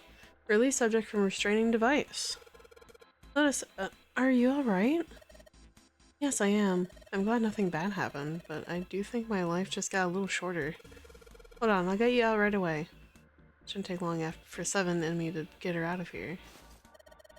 Let's get out of here now. Being a guinea pig is not for me. Damn straight, I don't ever want to see this thing again. Alright, this was our way out? Yep. You found it! Yippee! And this should lead to an ending? The hallway goes to the left. Yeah, but I don't see any doors. Guess we just need to keep going. Right. Let's go. It turned left twice before they saw the elevator. An elevator. Just what we need. Let's take this to C deck. In silence, they jogged up to it. Junpei pushed the C button. The elevator motor ground away, and before long, they found themselves once again on C deck. The door opened and they stepped off. Huh? They'd expected to find 4 other people waiting for them. There were none. No one's here. Where did they go? I have no idea. Lotus shrugged. Something in the pit of Junpei's stomach stirred. He tried to forget the feeling and took off down the long hallway before him. Hey, Junpei! We should follow him. Seven and Lotus followed at a run. They ran and ran and ran. The hallway seemed endless. I know where we need to go. Do you know? The door behind the central staircase. There was a sun symbol on the keyhole of that door. Oh, it's true. We have a sun key. And I happen to have the sun key in my pocket right now. This should open that door. That was why they ran for the central staircase. They had run for quite some time when they arrived at the door that ended the hallway. Junpei stopped. All right, time to open this. He laid his hand on the doorknob, his breathing heavy. Seven laid a hand on his arm. Hold on a sec there. Huh? We don't have the key for this one yet, right? Oh. Oh. There's a Jupiter symbol engraved over the keyhole. That's... Oh, it's the Jupiter symbol. Seven was right. They had no Jupiter key. We can't open this door. Unfortunately, no, we can't. Jeez, the sun door's gotta be just on the other side of this, you know? We can't just stop... Frustrated, he twisted the doorknob. The door opened. Hey, it opened. What? And the others must have found the Jupiter key. Well, what are we waiting for? As he spoke, he showed the door the rest of the way open. They rushed through and stopped cold. What? The terrible scene before them made their blood run cold. Oh, wow. 3 people lie dead on the floor, covered in blood. Why? So we have Santa, Clover, and Ace. Junpei felt a cold sweat trickle down his spine. He couldn't breathe. His legs shook. His body felt cold, deathly cold. But his blood was boiling hot. Oop. They're doing this to me next Tuesday? Oh no! Hi Raiders, welcome in! Hi Gibby! Welcome in! Welcome, welcome, welcome! Hi Raiders! Hi! Welcome in! My name's Lucian. You can call me Lucy. I'm your friendly, wholesome, big titty goth kitty here to make your week a little bit better. What are you guys up to? What's up, Gibby? How are you? We're playing through the Nonary Games 999, 9 doors, 9 people, 9 something. I always forget what it's called. 9 hours, 9 persons, 9 doors.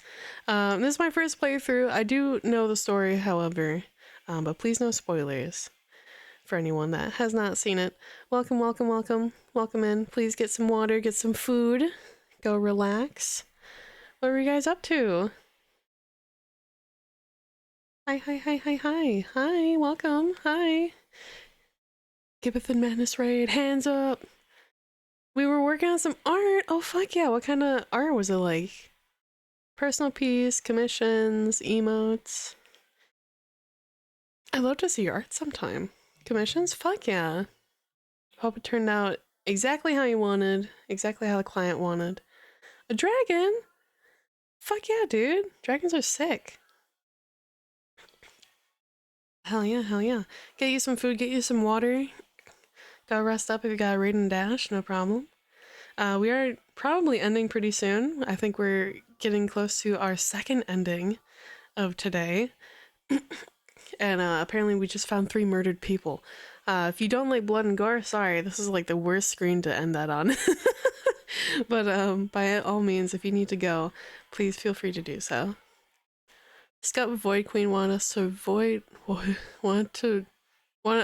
Rats to attack, but I'm too boomer to be a good Void Rat. Oh, love horror, hell yeah! You're gonna like 999 then. Not really horror, it's more murder mystery, but it's all the same, you know? You can feel his mind beginning to fade.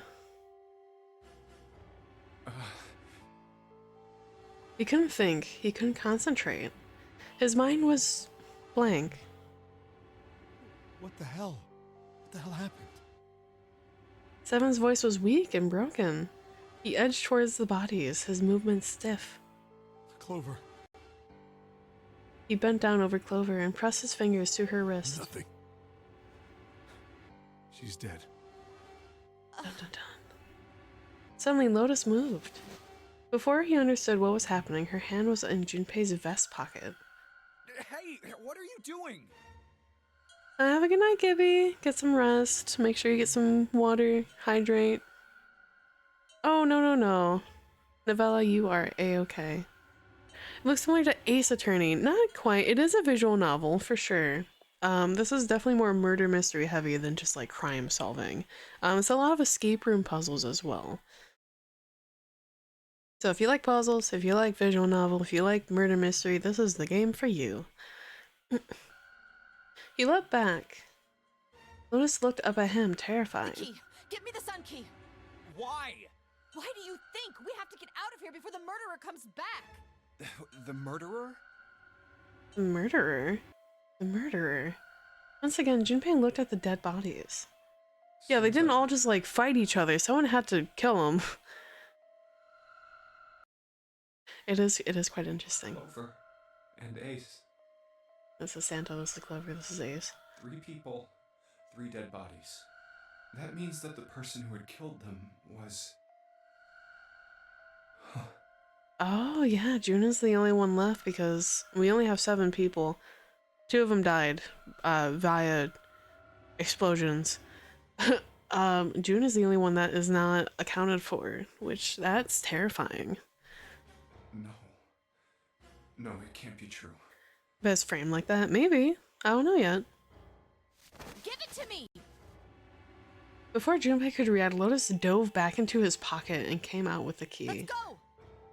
Without waiting for Seven or Junpei, she ran straight for the central staircase. They followed. Junpei shut his eyes and swallowed his emotions. Morning would have to wait. Soon they stood in front of the door. Open! Lotus shoved the sun key into the keyhole and twisted it hard. But Why? What happened? Nothing. Nothing happened. I didn't feel it unlock. Oh no. Is it the wrong key? I don't know. Maybe. Lotus sighed, defeated, and leaned against the doorknob. She felt it twist. A small gap appeared between the door and the frame. It's open. Dun dun dun. Gonna lurk while prepping for bed, still listening through headphones? Hell yeah. What the hell is this? Wait, you mean the door was already unlocked? Oh. Why was it already unlocked?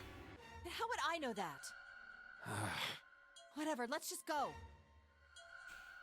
Lotus took a deep breath and slowly opened the door to the rest of the way. They stepped inside. In front of them was another hallway. Oh god. It stretched out towards the bow of the ship. Or bow, I guess, sorry. They began to run. Faster and faster they ran, trying desperately to reach the end of the hallway. A few seconds later, they were there. In front of them stood a massive metal door. They were all breathing heavily as Junpei spoke. What the hell is this door? It's a door, Junpei.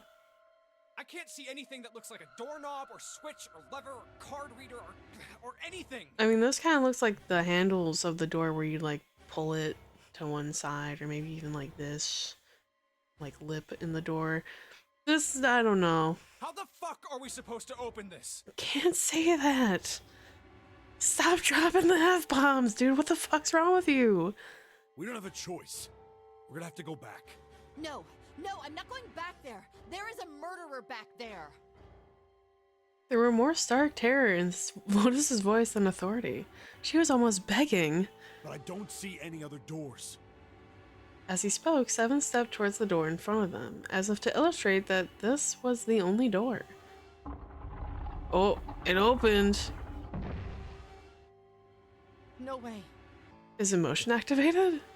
It opened by itself. It's an automatic door? Look, guys, I've got a really bad feeling about all this. The other doors were already unlocked, and this one's automatic. Yeah, that's a little concerning. We haven't seen anything like this before. No. Bad feeling. How could their situation possibly get worse? 3 people were already dead. Actually, we have a total of 5. Can't get any worse. Sorry. Hey, Junpei! He stepped through the door. I can't take this anymore. Yeah, well, that's kind of too bad, buddy. You kinda gotta work through it. No one can.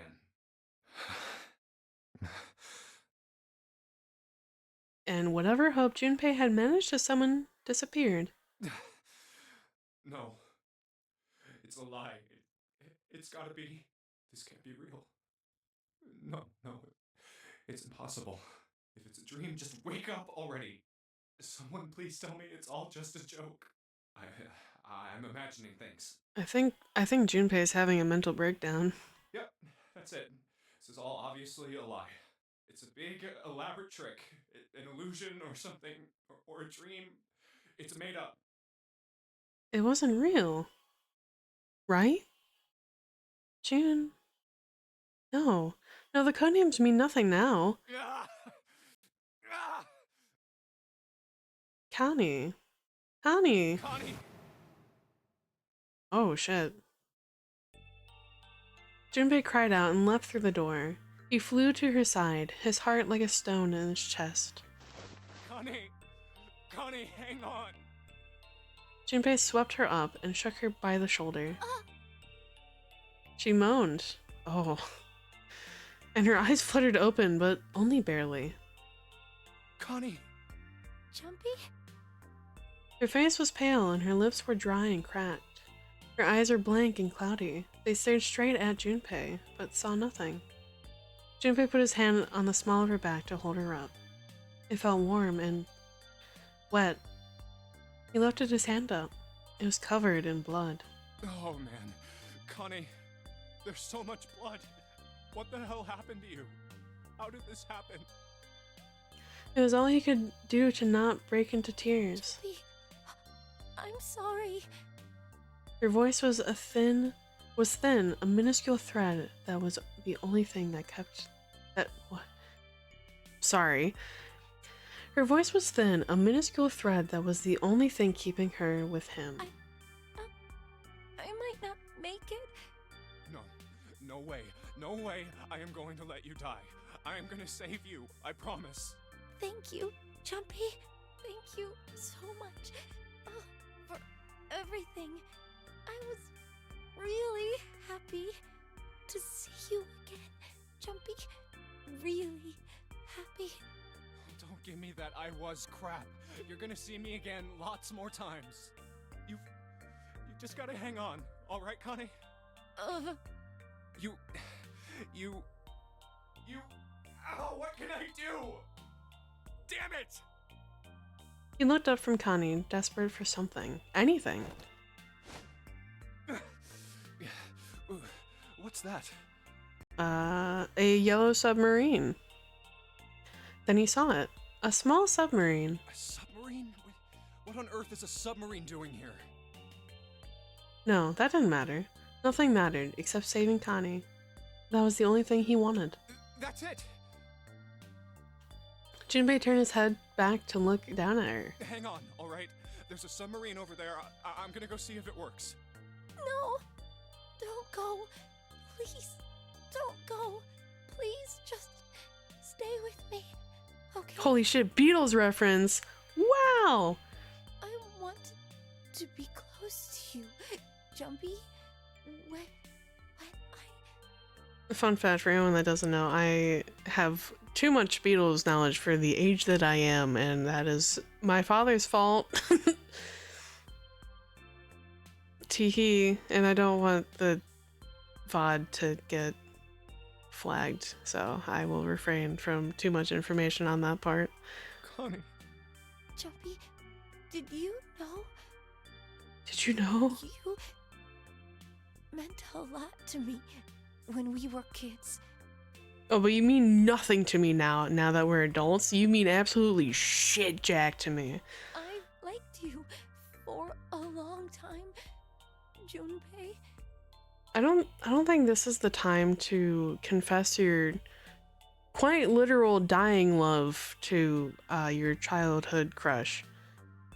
I'm gonna say it. I think it's a really bad time because now he's gonna have the guilt if you die. A really long time. Not that he's not already gonna have guilt. I mean, you may as well. I guess. Like, there's already guilt of like, oh shit, you're dying and I can't save you. Let's just pile it on and also say like, hey, I had a crush on you since we were kids and then couldn't say anything until right now. So, the possibility that we could have dated and, you know, maybe had a life together, out the window. For my money, she's gonna stab him. Oh no. Junpei's vision had gone blurry. It took him a moment to realize his eyes were filled with tears. He could feel a piercing point of heat deep in his heart, like a white-hot flame. Oh, maybe he did get stabbed. Also, sure, drop the love bombs about the past. Now she doesn't care. Do you remember how we hung out a lot when we were kids? Oh, she's going down memory lane. We went to the pool and to the fair. A deep pain like a stab wound. Do you remember playing snowball at the school? Oh, her memories are flashing before her eyes. They're all memories. I'll never forget. All of those moments are treasures to me. You know, this would be really sweet, but the more you talk, the less energy you have. So the more you shut up, the longer you can probably live. Just putting that out there. It's taking her so long to die. But I still want to go to other places with you. A lot more. But that won't happen now. It could if you shut the fuck up and save as much energy as you can. No. I mean, yes. Yes, it will happen. We'll go all sorts of places, Connie. You hear me? I promise. We'll go wherever you want. The more she talks, the higher the chances. Yeah, the more she talks, the higher the chance that she will die because it pulls more heartstrings. That's true. Really? Yeah, really. I swear. That makes me happy. Really happy. English, very Englishing. It's okay. I understood it. She said it to herself over and over, a weak smile creasing her tired face. Jumpy. I feel sleepy. Yeah, go take a little nappy nap. You know, just pat, pat, pat. Go take a little nap. No, Connie, don't fall asleep. No, it's fine. Pat, pat, pat. It's nap time. Thank you, Jumpy. Bermuda, Cabana, Mexico. Thank you. Yeah. So much. Her eyes were slowly closing.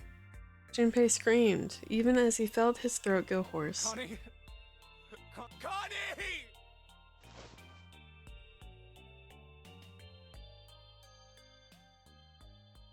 Think.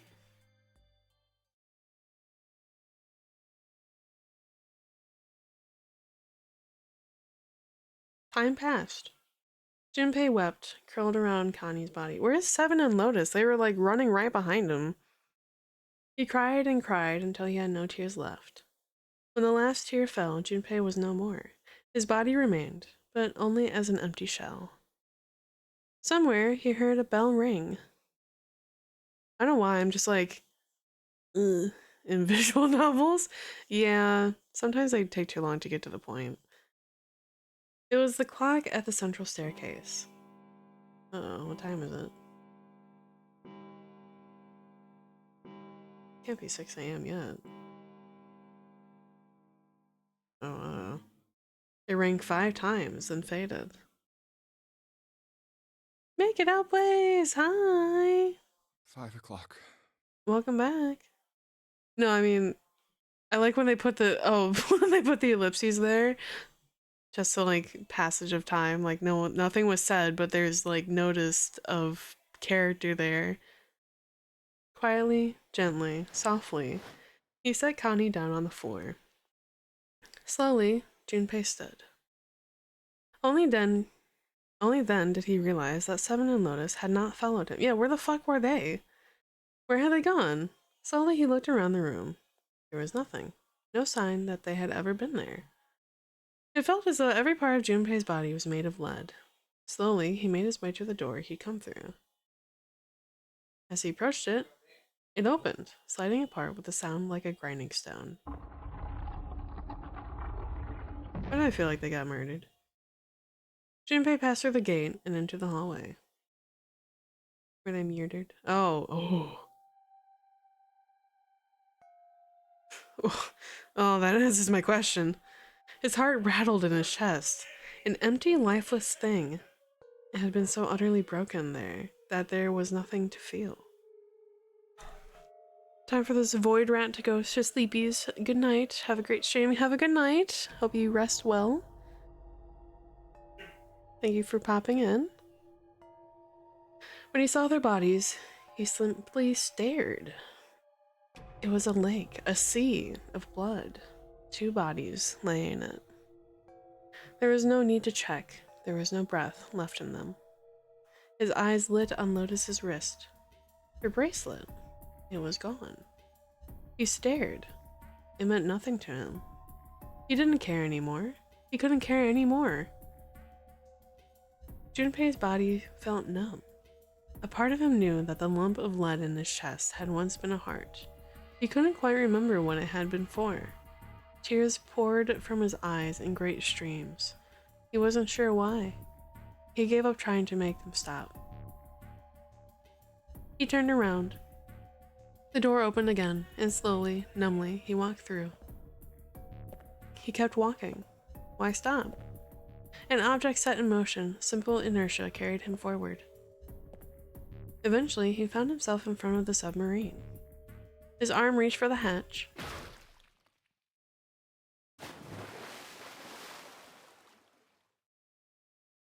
And then he was floating in the water.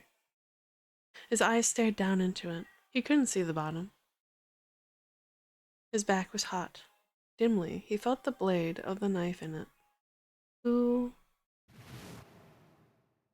One dead body lay behind door number 5.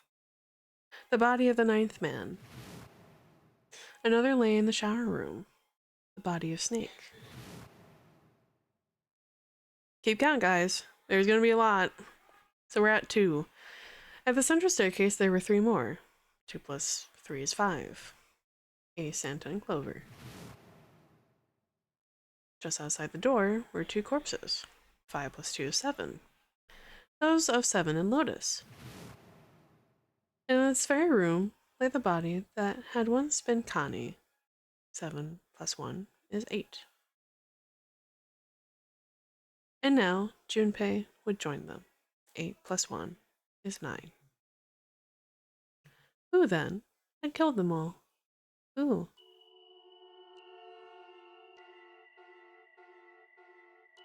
Junpei let out one last breath. Faintly, he felt the bubbles creep up the side of his face.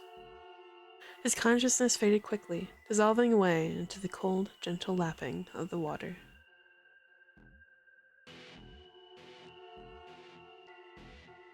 Oh. Oh, we get credits this time. Interesting. I'm gonna be so real, I don't care to learn the casting because the voice acting isn't peak. Neat, we still don't know who done it, huh? Nope. Either someone was faking their death, or Zero, which is our serial killer, who has trapped us here, is on the ship, and he's not any one of us. And just said, fuck it, you guys are taking too long, I'm gonna go on a killing spree. Not great. Not terrible, but not great. Yeah, I mean, truthfully, I could turn off the voice acting, and the only reason I'm keeping it on is so that I'm not talking for 4 hours straight. I mean, Zero can just blow people up, right? Technically, yes. Actually, we don't know that for definitive.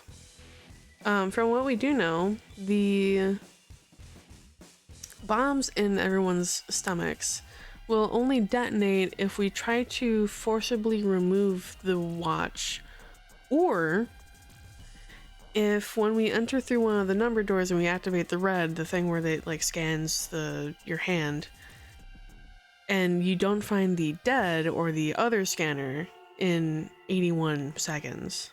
The end! Or is it? Dun dun dun. That's the only other time that would explode. So it's either you try to forcibly remove the bracelet watch thing, or you don't find the deactivator console in time. As far as we're aware, we all die by Yellow Submarine. Saw the submarine ending in 999. So we will save.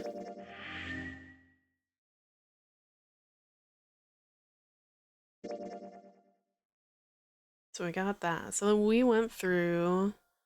So this was going through the 3 door. This was the 7 door. This would be the 8 door, which just leads us back to this like main route. Everything is locked. That's nice to know.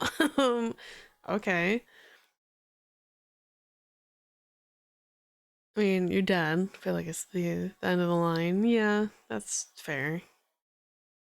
But I will call it here. We got two, count them, 2 endings today.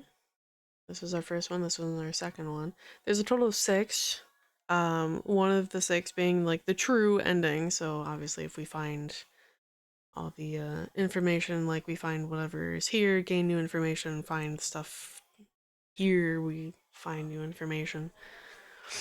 which will lead to finding the true ending. But we'll call it here. Thank you for joining me for 4 hours. I need to go make and eat dinner. But I hope you all had shut up. I don't need to hear the start of our story again. Shut up. So I will send it off. I don't have anyone to raid currently. If you guys have anyone. Yeah. And then we'll be back. Sorry, hold on. I need to stretch. Oh. Oh, sorry if you heard that. My back cracked. Thanks for tuning in, guys. Thank you, Bus. Thank you, Gibby, for the reins. I'll be back Sunday for more Omori. We are underwater? I don't exactly remember what it's called, but we're in the underwater area for Omori. We've conquered our fear of drowning. So there's that.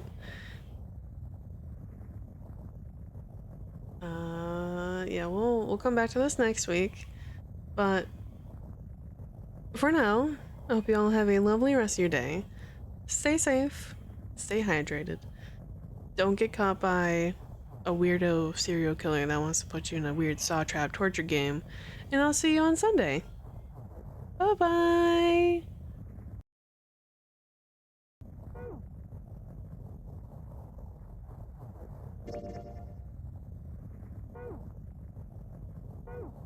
Oh.